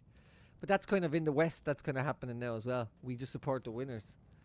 McAllister, free kick. Oh, McAllister hits the crossbar. Second chance Sunday's going to drop out here to Kanate. He has with him Curtis. Kanate has to get back into position now. Yeah, he's miles out of position. Bradley does well. He's probably going to win another free kick there. Ref plays on. Curtis Jones with Bradley. It's going to be a 1-2 between the youth here. It's funny even calling Curtis Jones the youth because he's just played so many games for Liverpool. It's wild to think that is he still available for under 23s? I think so. Great free kick from McAllister here. Keeper's beaten. But it's bang on. It's like directly in the centre of the crossbar, so it just comes straight back out. Yeah.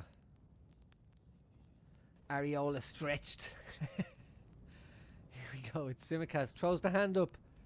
It's a good one. It's gone to... Oh! It was gone to the front post to Jota, surprisingly.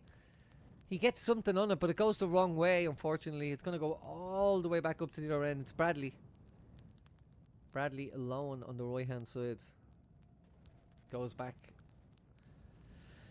We go again. We go again from the back. It's Alisson. Don't forget to smash the like, gang. If you're just dropping in and out, smashing the like is the most... Like, I know everybody says that and you hear it all the time on every stream, but it's literally the most helpful fucking thing you can ever do on YouTube for anybody. Is just hit that like. Mo Salah takes the touch. Doesn't work out this time. Gonna get a second chance Sunday here. It's Jota, plays it out left. Tsimikas is gonna break with Diaz ahead of him. He plays the early ball to Diaz. It's 1-on-1. Diaz beats his man. He's on the byline. Can he keep it in? Oh, he can't keep it in. He can't keep it in, but it's good work. It's hard stretch there from Diaz. The only thing I worry about with Diaz's performance in the last 4 weeks, excellent. He's been excellent for us, but is it an audition for Barcelona? That's what I worry. Is he auditioning for Barcelona here?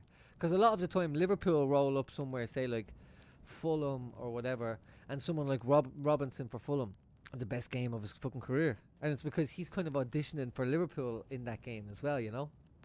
Obviously, they want to win for Fulham as well, but you have to be imagining if you're a footballer and if you play for whoever, Brighton and Man City are coming to town. In the back of your mind, you're always thinking, everybody will remember this if I do well here. Even maybe Man City will remember this if I do well here, you know. Urbano says, funny enough, I became a Liverpool fan because I was following Suarez from Ajax. Over time, I fell in love with this team, and when he left, I stayed. Been a fan for 12 years now. That's what I'm talking about, Urbano. That's the power of Liverpool, though, you know? You see, you hear that stadium rocking, you fucking get to cheer. We don't just win stuff, we win stuff the maddest way, you know? Like, you obviously weren't around in 2005, but, man, I remember watching that game. It's just the craziest roller coaster of emotions. I was in a room full of people who didn't support Liverpool, you know? They weren't AC Milan fans either, but they were just like, ha ha, you're not winning. Like, that's been around since forever. That'll never change. But, yeah, you just kind of... Even the last time we won the Champions League, the 4-0 against Barcelona, that is... Like, we are, as Liverpool fans, are kind of used to these kind of crazy things, but they're 1 in a million things. They just happen to us more often than 1 in a million, you know? It's like Trent said, it means more. It just means more. Sorry. I know it stings because he's leaving, but he's right. It does mean more. And he will know that when he goes to Real and wins something, and people are like, yeah, that's great. Have a good sleep, and then you have to win another one now in 10 minutes, or else you're shit. It's rare to find Liverpool fans here in Austin. A lot of New City and New City and Arsenal supporters. Well, I guess it makes sense with Arsenal because Arsenal are owned by the Walmart family, right? So you can probably buy an Arsenal jersey in Walmart, can you? Like, people don't realise it, but if the Walmart lady actually put her money into Arsenal Football Club, Arsenal would probably be the richest football club in the world. Yeah, Urbano, exactly. That's why he'll understand that it does mean more. If Trent Alexander-Arnold scores 100 goals for Real Madrid and he wins the Champions League with them and he wins the Ballon d'Or with them, and then he's playing his next match against Barcelona and he makes a mistake, they will all burn his house down and tell him to leave the country. For real. I used to say that Arsenal fans were the worst, and then I remember watching a Real Madrid game and Ronaldo just didn't score. And so they booed him off the pitch, and I thought to myself, wow, Arsenal fans aren't the worst. So it was funny looking at Arsenal beat Real Madrid, like the two worst sets of fucking entitled wimp fans on the planet. That's going to be offside, right, Jared Bowen? Flag does go up, yeah. But, yeah, they will tear him apart. Arsenal fans are bad, and fucking Real Madrid fans are even worse. But there is a small group of Liverpool fans who are getting like that as well now. Like, people have wanted to, you know, sack the board, get new owners because we didn't re-sign Van Dijk and Salah, and now we have. And if Salah isn't scoring 40 goals next year, you'll see someone like Don Hussam or whatever, they'd be the first person saying, Salah fucking shit, he's gone shit, blah, blah, blah, we need to replace him now. These guys are flip-floppers. Now, I understand they might be doing a lot of it for clicks. I don't know though. I've seen a lot of them defend their positions and they seem to think that what they're saying actually makes sense. So it's hard to tell. It's hard to tell. That's why I like the people who are honest about just fucking having the crack, you know. Also, I don't know if you're here earlier, but Nick's Football Club on YouTube. He's an Australian guy. He makes quality content. We all don't have time to watch every reaction and every stream and listen to the Big Six and stuff, especially that Big Six thing. That can get really annoying. But Nick, he sits through it, he loves it, and then he does kind of a round above it and he gives his opinion. Nick, the Football Club, FUDKLUB, I'll put it in the chat here because it's great. Everybody should go subscribe to it and tell them Finch sent you. Oh, here we go. It's McAllister. Cleared away. West Ham have been good at defending the corners today. Gravenberch gets it out to McAllister for a second chance. He curls it. Oh! McAllister, I think that's a cross in, but he hits it with the outside of the boot, so it starts to curl, and Areola is forced to stretch up and touch it out. It's like a chip shot in golf, what he just done. That would have been a sweet goal. That would have been like you remember Ronaldinho against David Seaman in the World Cup? Ronaldinho said he meant it, but come on. Here we go, McAllister. This is your third time in 60 seconds of putting the ball into the box. You've got to do it. You've got to do it. You get paid hundreds of thousands of euro a week. Let's go. It's up there. Oh, it's a great one. It's Van Dijk. He can't get enough purchase on it. He can't get enough purchase to change the angle of the flight, of the trajectory, of the timing, of the angles. Van Dijk's still up there. Ref, are you giving that free kick or what the fuck is happening? Van Dijk is on the ball. Van Dijk is walking the ball into the box right now. Oh! Van Dijk tries a 1-2 with Mo Salah in the box. He's miles out of position. Unfortunately, he didn't read the run correctly. And now Van Dijk could be caught out of position here. Get back. Yeah, he's back. He's back. He moves fast for a big lad, doesn't he? I remember I was in Anfield once with Ash. He's a friend of the channel. You see him in the chat, Gooch. We were in Anfield one time, and where we were sitting, we were low down, and you could hear Van Dijk running. You know, he was running back to defend. And the actual noise of him coming up behind you, if you're a striker and you hear that, fuck me, that must be scary, because you know it's Van Dijk as well. But yeah, crazy. Don't get me wrong, I'm sure it feels the same when if you're Van Dijk and you see fucking Vinicius Jr. coming towards you. I'm sure it's the same thing, but I like it more because it's Van Dijk and I'm a Liverpool fan, so I like that more than other stuff, you know. But yeah, look, everybody jump on there and subscribe to the football club. Tell them Finch sent you. Kudos is a good player. He is a good player. I don't know if he's a starting player for Liverpool, but he does have skills.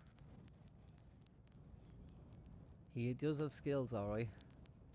Could he be a bit of a Mane, you know? At a bigger club like Liverpool? A bit more freedom, a bit more expressions. What is that? Nobody even got to the ball there. Is someone looking for a... Oh, that's a handball! Ref, that was a fucking handball! That should have been a penalty kick!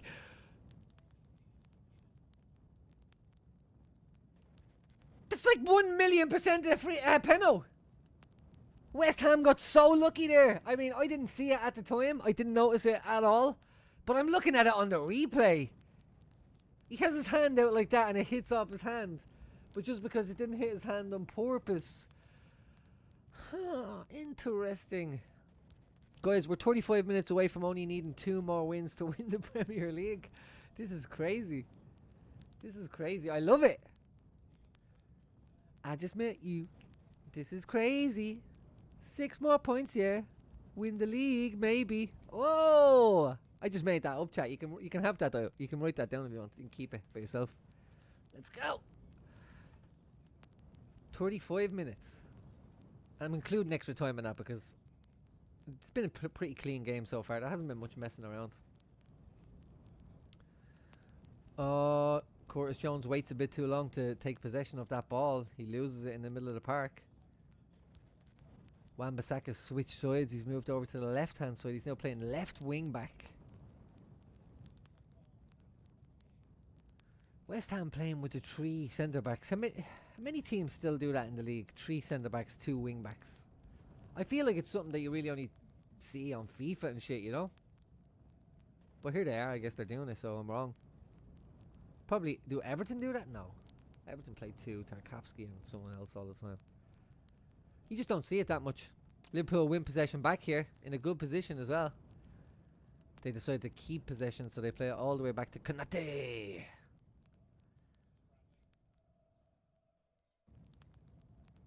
Bradley's had a fucking great game, chat. Can't argue with that. Bradley and Simicast actually. Simicast has his delivery on the corners probably questionable, but we did switch it over to McAllister though, so at halftime it was obviously addressed. Right, Simicast, you're off corners. I do really like that about Slot, that he... Like, I loved the fact that Kloppo loved all the players, but I also like the fact that Slot just says, nah, look, not today. It's not working today. We're going to change it. I like that a lot. It's gone to the back post here for Mo. They really want to put Mo on the score sheet today. Liverpool going to give away a free kick here. McAllister kind of hanging off the back of Kudos. He's hanging enough of him. He's hanging enough of him, Riff, innit? Robertson coming on. So Simicast's going to go off. Here's Andy Robertson. Oh, now my second team might actually... Oh, shit. Now my second team might actually mean something. Gakpo's coming on as well. Wellity, chat. Wellity. What are we looking at here? I have... Right, so Robertson's going to come on now in this 253 score, and Jota's already on. Everybody's played. If Jota was to score... Simicast's going to come off on this one. This one's kind of dead. These two, though. 338 and 253. 338, baby. Let's go. Baby. Simicast, good game, mate. 60 minutes exactly. Well played. You're getting a medal. Is that what we're doing here? Is this like... Are we sharing out medals here? We should see... Hopefully we see Chiesa come on for a few minutes, right? That guy deserves to get a medal. I think he needs to show up for 2 more. Is it 3 more games? Gakpo and Robertson coming on, looks like, and Jota and Simicast off. Well called, Reds. I mean, Urbano, you called it well. I really like Gakpo as well. I know some people don't like him. It's not that I don't like him. I don't think he does enough. But he's real. I don't know how to... I like the way when he moves when he has the ball. Like, he kind of glides. He kind of glides around the place. He's real calm, kind of. I really like that about him. He's kind of almost the opposite of Diaz, where Diaz is that guy on the bike with, it's in slip gear and he's spinning around. I feel like Gakpo he's like on a BMX, and it's hard to ride and it's tough to do. But when you do it properly, it all looks so smooth. Like it looks easy. I feel that's Gakpo's that kind of player, and he's a good lad as well.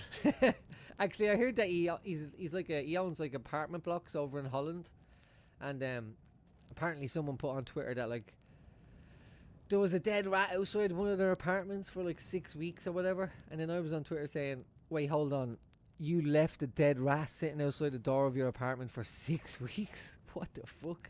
And people went mad at me over it. People were like, well, not everybody can ring to get something taken. I was like, no, you don't need to ring anybody, you just put the dead rat in a... Oh my god, West Ham with a big chance inside 8 yards away from the goal.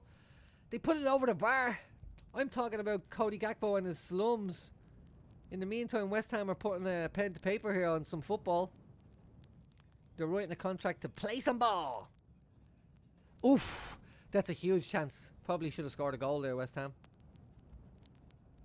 Oof. McAllister's tired looking. McAllister looks tired.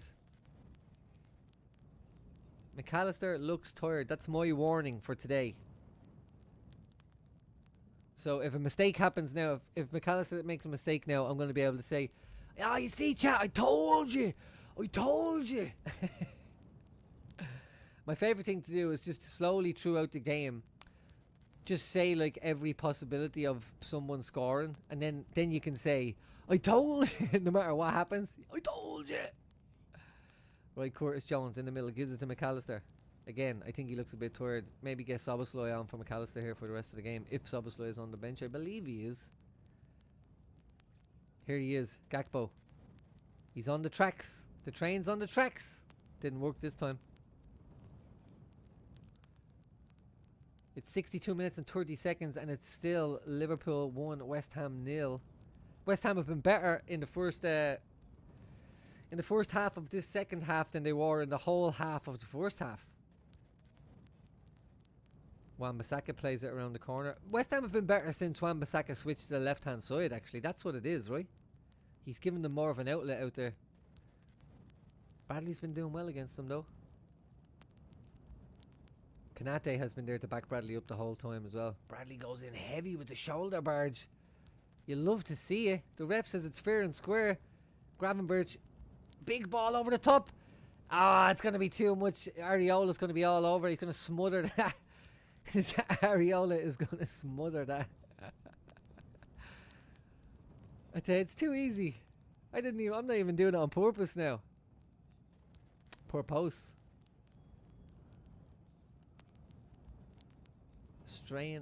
Strength train after dark. Oh, okay. Bissaka up against Bradley again. Bradley says, fucking no! No way, ref, Bradley says. Give me a free kick as well. This is some bullshit.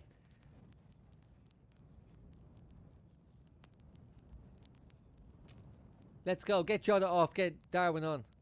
Let's have a bit of Nunez. Yeah, he is strong, isn't he, Urbano? You're right. He is. I wonder what it's like having all these scientists and shit telling you like exactly how many times, exactly how many reps to do per day, exactly what to eat, exactly how many miles to do. It must be crazy. Like, it must be crazy to be Bradley, to be like 20 years old and be like scientifically a specimen of a human, you know? Like he's like they used to make jokes about like Russian, you know, they bred him in a chamber. He's a scientific experiment. He's made of iron. Like, that used to be a joke, but now literally every Premier League footballer is like a scientific experiment. Now, obviously, you get ones that don't stick to it as much, but I'm looking at Bradley there.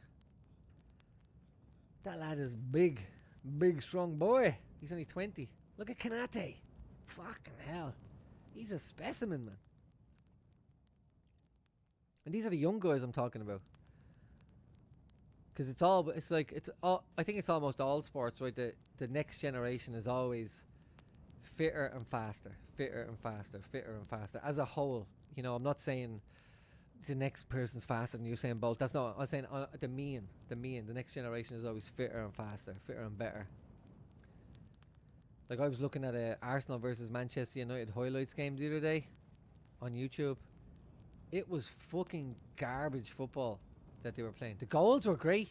The goals were amazing. The goals were like being curled in for Henry, and one of them was like Giggsy fucking beating like 12 people and play. But like the other 88 minutes of the game, fucking dog shit. People just smashing the ball up and down the field and then just like crashing into each other.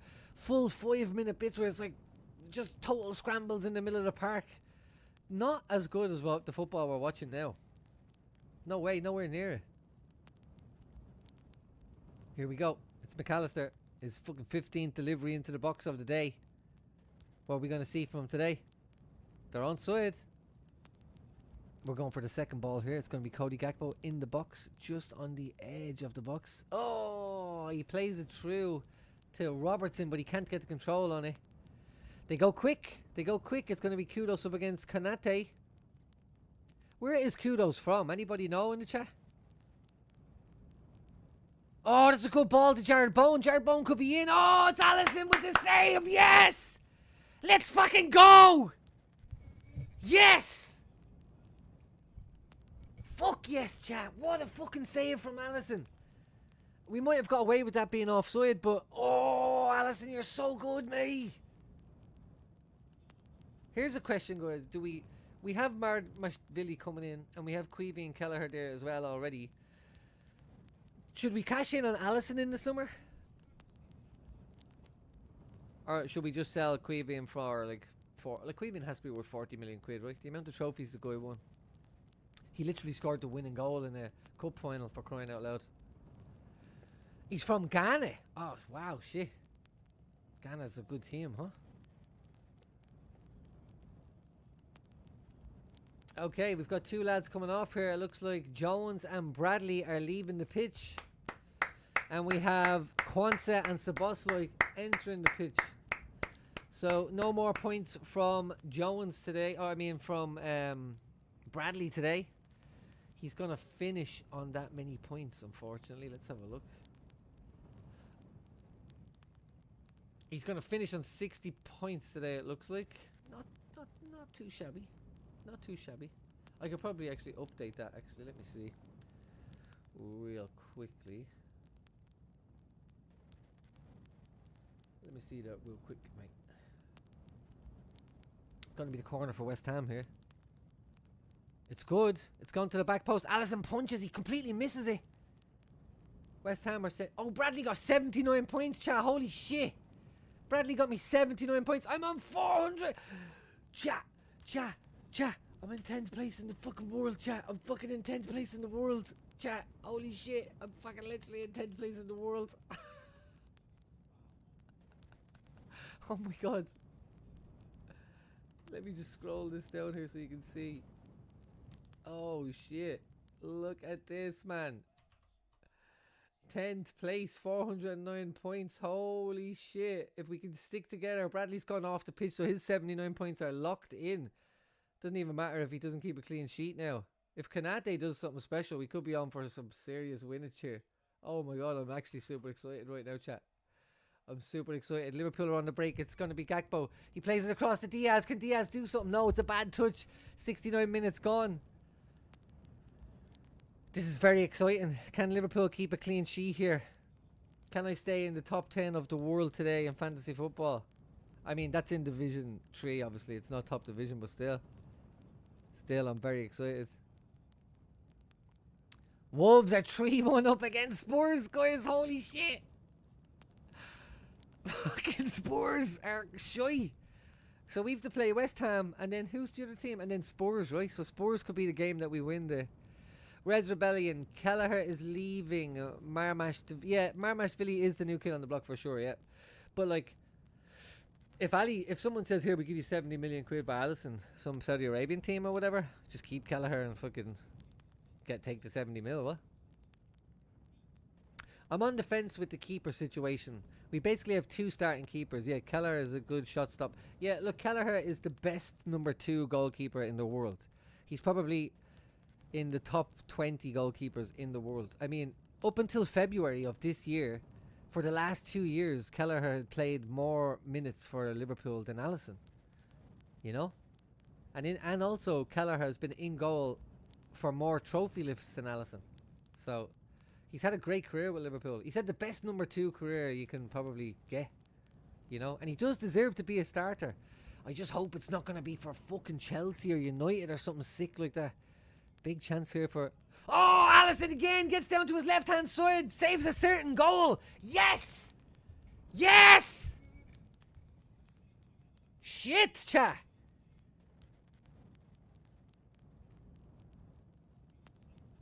Fuck, that's exciting stuff. Come on, Ali.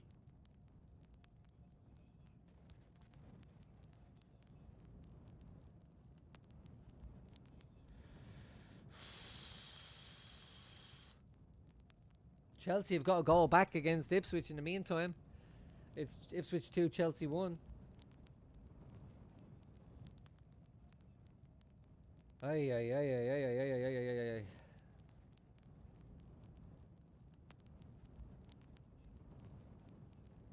Come on, guys. Come on. It's Gakpo. Gakpo's 1v2 here. He gives it back to Diaz, going around the corner. He keeps it in play. Oh, it's a brilliant ball into the space, but there's nobody there. Oh, fuck. Mo has just been 2 feet to the left or the right from passes today that would have been certain goals. He does have an assist to his name, though. Fucking Mo Salah. He's so good, guys. It's ridiculous how good he is. Oh.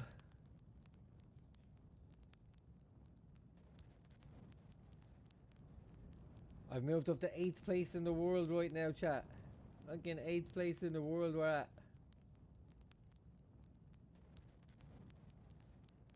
If fucking Diaz was to score a goal right now, that would be like the sweetest thing that could ever happen. If Ibrahim Kanate was to score a goal, chat, holy smokes. Although I'd probably get more points because Diaz is my captain. So we'll see. We got 18 minutes left. 18 minutes before Liverpool only need 2 wins to lift the title. This is exciting stuff, man. Come on, let's keep a clean sheet. Let's keep a clean sheet and get the win. Seems to be a clash of heads here. It's between Kanate and La Puqueta. How do you say it, Urbano? La Puqueta. La Paqueta. La Paqueta. Kanate pretending that his head. He has to pretend. He's like Clark Kent, you know. He's like, oh yeah, no, that hurt me as well. Oh, my head isn't made of steel. That actually hurt me too. I'm sorry, guys. Szoboszlai is just going to go into this drop ball 200 mile an hour. Bang! Do you remember that in football? That used to be fun. Like where a real drop, it was like hockey, where they just actually dropped the ball and the legs would fucking just go in. Yeah. Alisson goes with the outside of the boot clearance into the middle of the park. It works out. It's going to be Gakpo keeping it in play here on the left-hand side. He's gliding along. What are we going to do? Gravenberch, good call. La Paqueta in English. The package! The package! Deadly! He's the whole package. The whole La Paqueta. Kelleher is not going to take Alisson's spot right now, true. He only takes Alisson's spot if we sell Alisson. We should not be pissed. Absolutely, you're right. I agree so far, 100%. Only one goalkeeping spot in the start 11. This is it though. Goalkeepers are playing a different game, right? It's hard for them. You can't just like get subbed on as a goalkeeper and like do a thing. Like, for example, Szoboszlai just can't. He got subbed on. He could score a banger right now, and everybody go, "Wow, that's amazing." But you don't get that luxury as a goalkeeper. You know at the start of the day, unless something that you don't want to happen happens, like Alisson getting injured. Nobody wants that. He's on your team. You know you're not starting. You're not in work today. You're not going to be just subbed on to give you a run out. Doesn't happen for a goalkeeper. They're playing a different sport. Everybody out there is running around and they're literally not allowed. The biggest fucking most obvious foul you can make as a footballer is handballing it. And then the goalkeeper's whole job is to handball it. He's literally out there playing a different sport to the other 20 people on the field. Right, here we go. Come on, Kanate. Come on, Kanate. It's McAllister. It's a good one to the back. Oh, there's nobody there. It's cleared away. Szoboszlai goes all the way back to Alisson. That's okay. I'm okay with that. Alisson tries to go a quick one though over the top. Nearly lands on Salah's foot. Sorry, did I say Salah's foot? I'm wrong. That wasn't Salah out there. It was McAllister. He gets around, doesn't he, McAllister? I guess you don't get a World Cup winners medal if you're not World Cup quality, you know. Did you see his goal against Brazil a couple of weeks ago? Urbano says, facts, rebellion. He's got starting potential. He does deserve first team football. I just hope it's for like Real Madrid or Atletico. He'd be great at somewhere like Atletico Madrid. That'd be great to see him go there. But or even if he wants to go to Celtic or something, maybe he can come back to Liverpool in a few years, you know. But I have this horrible fear that he goes to, let's say he goes to Celtic for a year and it's not working out with Onana. And then a year after that, we see Creevy and Kelleher being amazing for Manchester United. Can you imagine that? Or Chelsea. Or Arsenal. Oh, God. Heartbreaker. That would hurt so much. That would hurt so much. Like, do you remember when fucking... when Carlos Tevez just said, fuck it. I don't care if I play for Man United. I'm going to go and play for Man City. Fuck you guys. That was crazy. Like, I thought it was funny because I'm not a United fan, but I mean, wow, that was fucking crazy. Carlos Tevez gives zero shits. Oh my God, this is a big break here for West Ham. It's beautiful football. It's Kunis does a 360 spin in the box, gets the shot off, it's defended. But the original run, Van Dijk is backing off like someone's holding the LB button in Pez, you know. He's just jockey. It's going to drop back to Wan-Bissaka, who would love to do something against Liverpool. He would absolutely love it. That would be a gut wrenching LOL, like a kick to the balls, but yeah, you're 100% Urbano. It would be. He's gonna have to play for somebody though, you know. He's gonna have to play for somebody. That's the thing. And if it's not us, it's gonna have to be somebody else.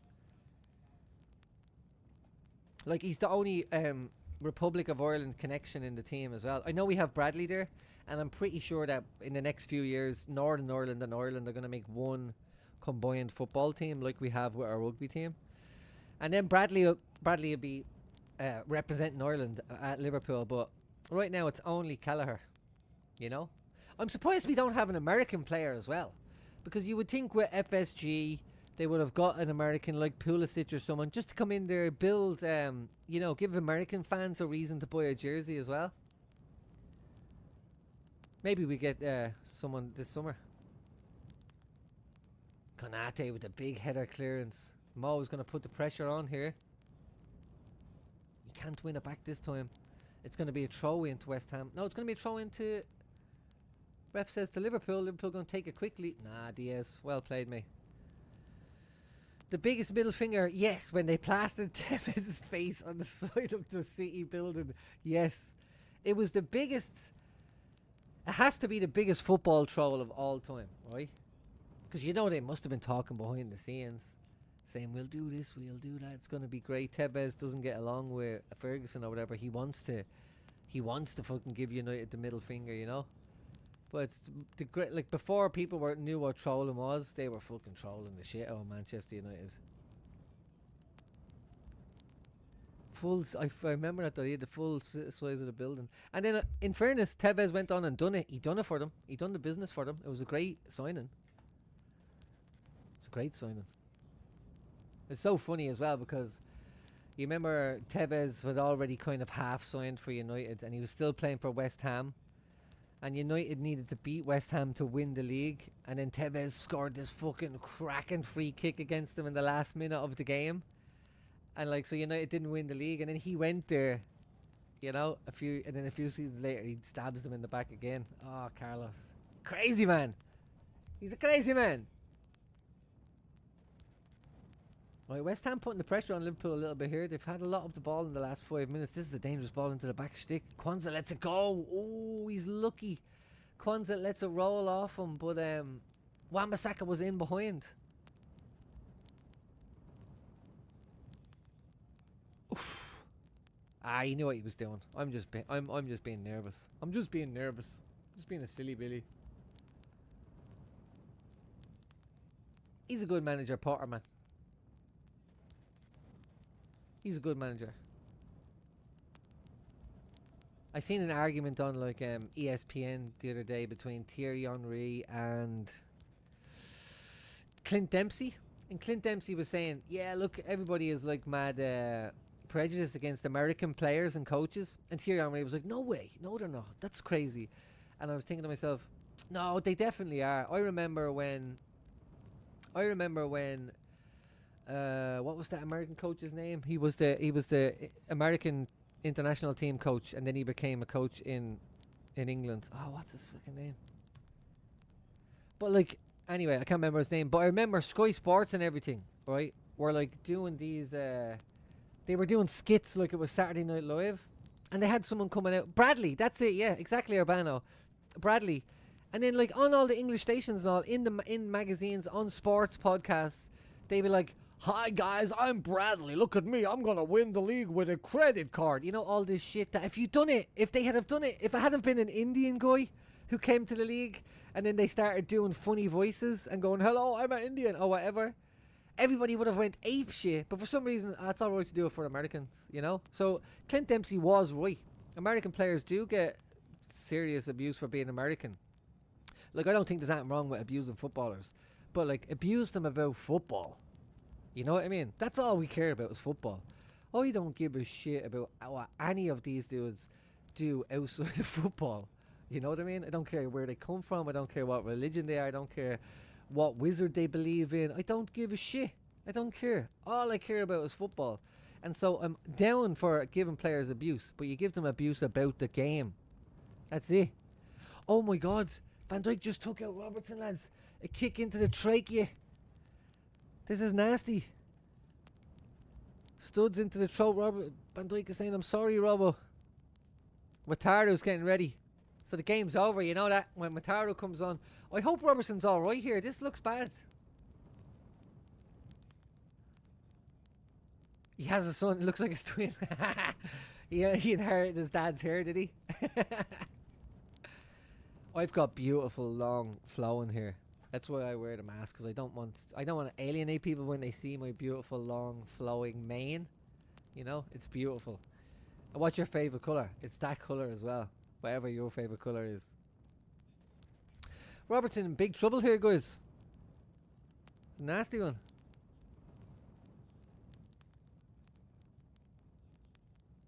He's not bleeding, is he?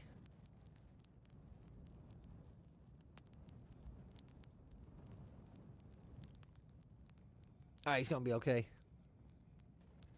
He's gonna have to leave the pitch, though, right? I thought there might have been blood coming out of his mouth there. I thought that's what they were worried about. Are you still gonna put on Wataru anyway? You're not gonna take Robertson off now if he's okay. He just came on. Right, what's the sub then? 11 for number 3. It's Mo Salah's game over, boys. A new contract and another GA. We go again, Mo. He's giving out because he's getting subbed. 2 more years of this shit. Let's go. We're gonna win the league. We're gonna win the league. Doodle doodle diddly doo. We're gonna win the league. That's the words, isn't it?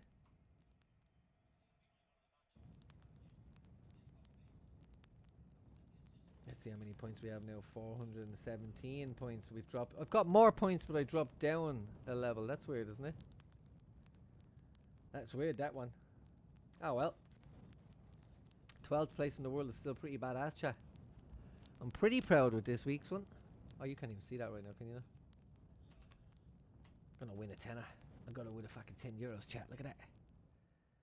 It's a beauty. Kanate wins it. Oh, it's a shot from miles out. No chance. Get out of here. We could, man, if... Oh, Sancho! Fucking Jadon Sancho has come on and scored for Chelsea. Holy shit, guys. He's back. He's been reborn. It's the rebirth of Jadon Sancho. So yeah, look, so this is my team right now. I'm 12th in the world, 417 points. 12th of 2,893 in Division 3. Damn. That's hot. Let's see how I'm doing on the other ones, guys. Let's see how I'm doing on the free-to-play games. I'm losing the Chelsea game big time, and I'm winning the Liverpool game. I've got 12 plus 3 is going to be 15 minus 2, so I'm going to end up on 13 points. Finishing 2nd place in that league. 12th place in the Worldwide League. God damn, I'm good. God damn, I'm good. As long as Liverpool keep a clean sheet here, so let's calm down.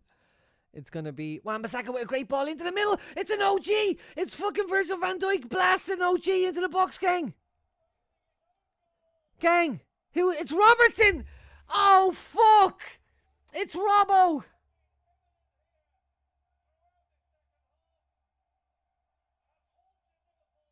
It's all gone. It's all gone, P-Tong.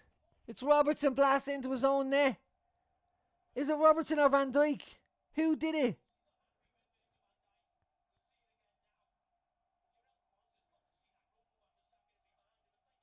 Kwanzaa is that they're letting the ball drop there, guys.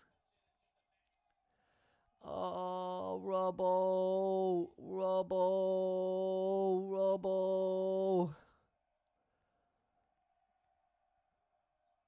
Oh, it's fucking Van Dijk kicks it off, Robbo. Did Robbo's calling for that, is he? Robbo's call. That's Van Dijk's fault, guys. That's Van Dijk's fault. Just takes it off Robbo's toe right when he's about to clear it. I fucking don't believe it. It's all fucked. It's everything is fucked. The fantasy football is fucked. The match is fucked. It's all fucked, chat. Yeah, Robertson will take all the heat. That wasn't Robbo's fault. That was because he's screaming to leave it, and Van Dijk is just, he can't help himself. He's too, you know, defender's gonna defend, you know. Come on, guys, make up for it straight away. Gravenberch gives it out wide. It's gonna be Diaz. Do it. Oh, he hits the crossbar. Fuck me. 87 minutes. Come on. Come on. Yeah, Red, it is a Robbo own goal, but it wasn't Robertson's fault. He's screaming for that he's going to clear it, and then Van Dijk just touches it, and then Robbo can't do anything about it. Oh, fucking nightmare scenario. 87 minutes gone. Come on, gang. They don't deserve that. Come on, McAllister, do it. Come on, Kanate. Come on, Kanate. Come on, Kanate. Oh, it's across the toe of Kwanzaa. Not who you want there. It's Kwanzaa! Oh, Kwanzaa cleared off the line.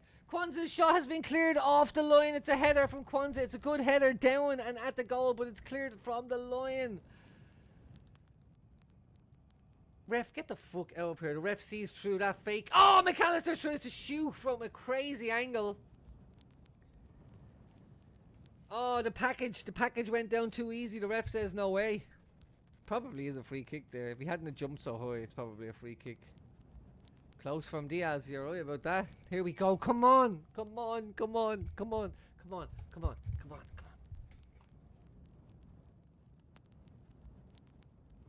Yes! Yes! Yes! Yes! Yes! Yes! Yes! Van Dijk, come on, baby! Fucking instant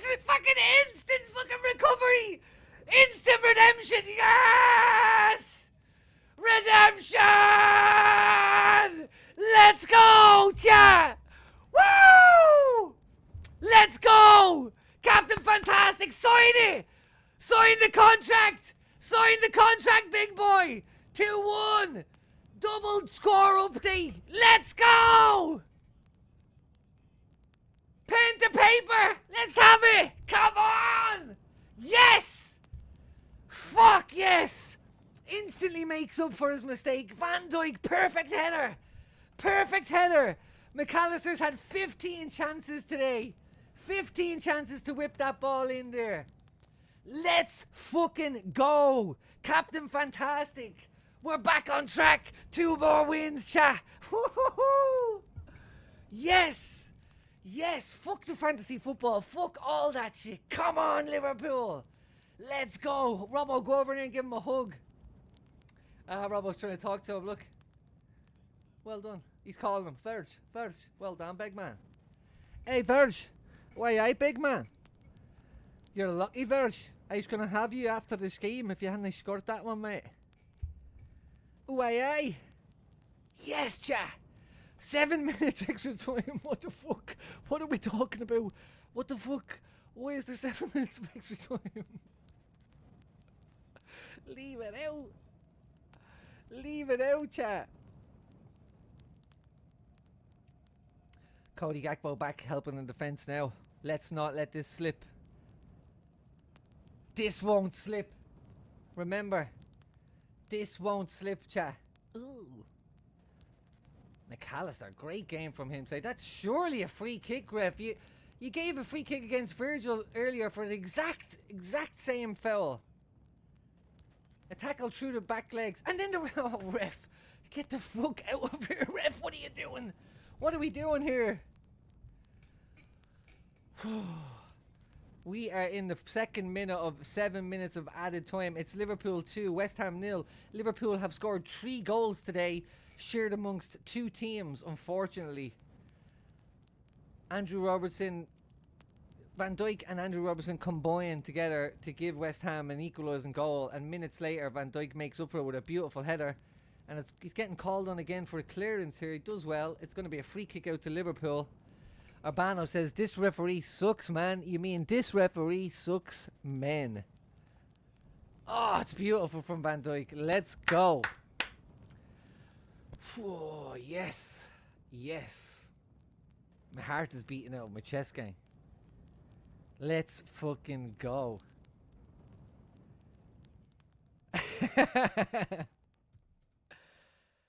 Like, there's nothing wrong with it. There's nothing wrong. I'm just saying there's nothing wrong with it. I'm just saying. Oh, man. That must feel good for Van Dijk right there. I really wish he had... Because I could see with they zoomed in on Robertson, because when Van Dijk was running back, Robertson was trying to call him across the field. I guess he wanted to say thank you or fucking well done, whatever. Make a joke out of it after the two of them fighting. But he didn't get to say it. Or if he did, the camera didn't catch it either way. Holy fucking shit, man. Holy fucking shit. We've dropped down to 59th place in the world, chat. We went from 8th place in the world to 59th because we couldn't keep a clean sheet. And like, I'll take it though. €5 I win. That's exciting though, being up there in the top 10 in the world. That was pretty exciting for a minute, wasn't it? And that was all of us. We were all doing that together as a community, you know. If I win, you guys win too. I mean, like, I keep all the money and stuff, but you guys win as well emotionally. You know? If you would be into it, I'd be, do a So Rare stream or whatever, show you how to play. And I don't know if he's into NFTs or crypto or any of that shit. I'm an old dude, so, like, I like NFTs, you know? And then what I do is I buy a card. Oh, this is dangerous from West Ham here. Oh my god, West Ham have hit the fucking crossbar. Holy shit, that's a brilliant header from West Ham. Serious danger. Do not give away a penalty kick here. Do not give away a penalty kick here. Yes! Well done, Christmas. Fuck yes. Yeah, that was a great header. Great header. He got a big loop on it and Alisson was beaten. But like, if he's interested in the fantasy football thing, we can start the squad or whatever. We can start. If he's interested in it anyway, I'll put a link in the description for this, and you can Go and have a look at it. I don't know if you like playing fantasy football or not, if you like crypto, if you like NFT. You can obviously just use cash. I use cash, I don't use crypto, but when I was buying the NFTs, I would take a screenshot of it and send it into the WhatsApp group to show my friends. Like, oh, I just got this person. And one of my mates just keeps taking a screenshot of the screenshot and then adding it to his own NFT wallet. He's a cheeky bagger.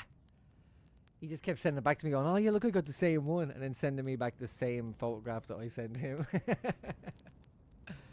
I get it. They can be a bit confusing, the whole concept of an NFT, but... Okay, let's refresh again, see where we're at. Yeah, look, 55th in the world we've dropped down to. That's unlucky. I tell you what though, it was exciting. It felt good being up there at the top for a minute. Chat, have a look at that. We were up there for a minute, remember? That said 8th a minute ago. Now I'm down to 55th, which is still pretty fucking good. Top 1%. We're 5 minutes into the 7 minutes of extra time. West Ham have hit the crossbar. Van Dijk has scored. It's been crazy. Actually, no, Van Dijk scored right before, so West Ham have come closest in extra time. Although, did we hit the crossbar too? What a game. What a fucking exciting game it's been. Substitutions have made a difference. Oh, Gravenberch is on a fucking run here. He gets taken out. West Ham are saying, nah, that's not a free kick, but the ref has decided, you're wrong, mate. It is, it very much so is a free kick.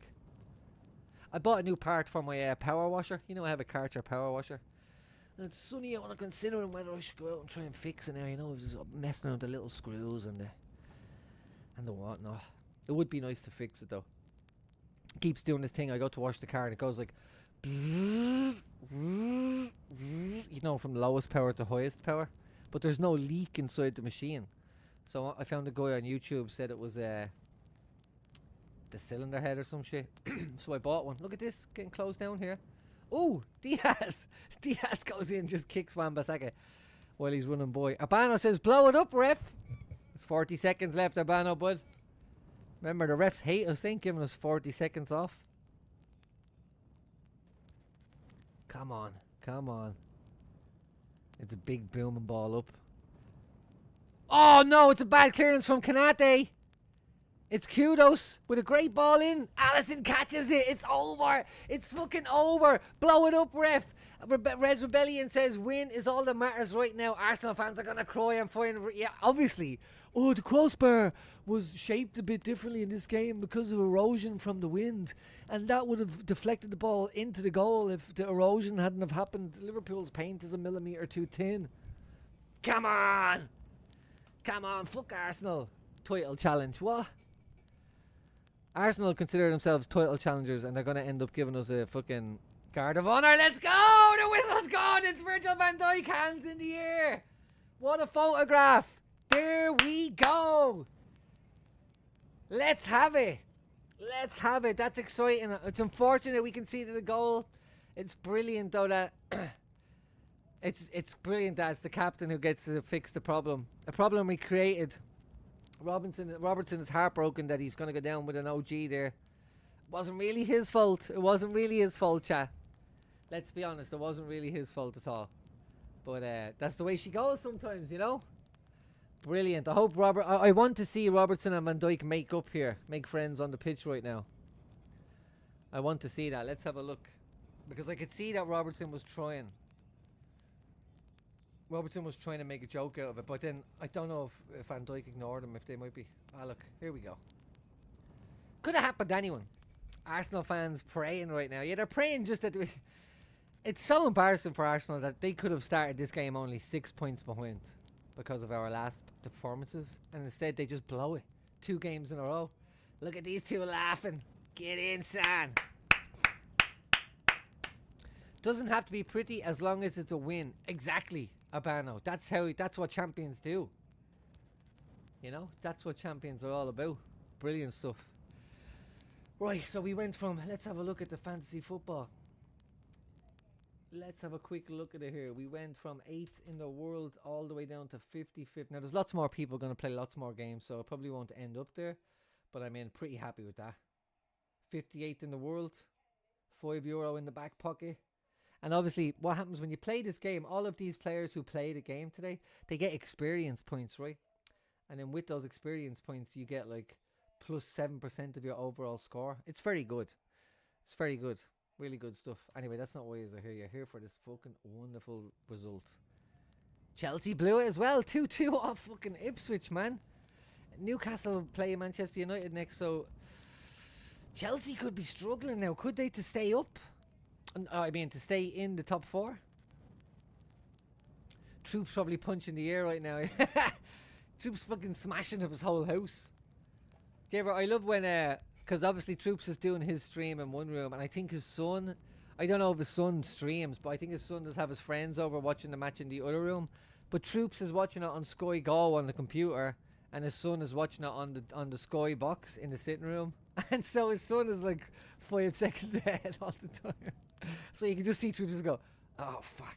And the head drops down, you hear his kid, and so I go, no! Because Arsenal have been scored against. It's funny stuff. Tell you what, fucking Kelly Cates or whatever is looking great nowadays. Fantastic. That's Kenny Dalglish's daughter, guys. Did you know that? She's a Liverpool legend as well. She's a Liverpool legend herself, innit?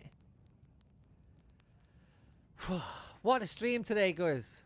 The chat has been absolutely hopping. Reds Rebellion, I'm about to go as well. It was a pleasure. Yeah, defo, be back again, man. It was absolutely great having you in the chat. Same with Jason. Same with Aban. It was brilliant to have you back, buddy. Yeah, look, it's the lucky gives before he goes off. Yeah, exactly, man. Absolutely. Everybody in the chat, I really appreciate it. It's been a great stream. That was a great game. We're 2 more wins away, and then we get to watch Arsenal guard of honour us onto the pitch. I mean, can it be any better right now as a Liverpool fan? I don't think so, really. So, let me just double check the next game for us. Let me have a little look on the live score, and we'll lock this in. I just want to make sure I'm right before I say it wrong. Liverpool West Ham 2-1, a full time, easy peasy. Next up, it's Leicester City, away from home, but we should smash them, guys. We should fucking smash Leicester City, and then we'll be one. We could win the league against Spurs. We can watch Deji. Absolutely, we'll watch them live on stream. Meltdown with Liverpool lifting the title. Oh, that'd be good. That'd be good. I'd love to do it for Deji. We do it for Deji, chat. We do it for Deji. Brilliant. Okay, and remember, everybody, go to Nick's Football Club. Tell them Atticus sent you. Tell them Finch sent you. And then as well, drop over to the other places I was talking about. Drop into Don Hassam and say Finch is right. Finch is right. You're wrong. Finch is right. Listen, guys, so it's going to be April 20th, 16:30. Leicester City versus Liverpool. I'll see you there. Until then, peace be with you, gang. Who do you support? Patrick's Athletic. Have you been a Pats fan all your life? I have, yeah. And do you go to all the matches? I used to, but not as much as I used to go, you know. Who is your favourite Pats player? The fella in the green and white shirt. Okay, and Pats, they haven't been doing too well this season. Do you think they're going to do well this season? It's just taking a break, you know, for next season, you know what I mean? Like, yeah, keep the good men on the bench. Then, bam, Bob's your uncle, Mary's your auntie. Do you think it's important for like Irish people to support our own soccer league? I do, yeah. I don't believe in all that, like the Premier League and all, you know. Like, I follow Man United. We should be following our own side, yeah? But then, now, I might be getting into politics. Then, like, they say, oh, we don't want the Queen over here. But yet they follow the Queen's football teams. It's actually a good point, you know what I'm trying to say? So I just think they're all hypocrites, like. It's actually a good point. You lost yourself inside a scene. Chandler just scored, so it's 1-0. Good touch. Oh, hello. That's by Jake Gallagher. He's on the dancing on ice. He was there. I gave him 7. It was a cracking little pirouette. It's just livened me right up, that has. He's been watching dancing on ice, hasn't he? What he did there. I'll help you any way I can.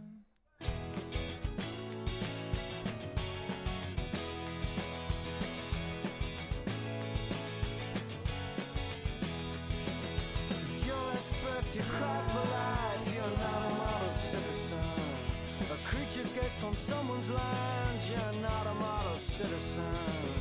Sound my heart. You're not a model citizen. Take my hand.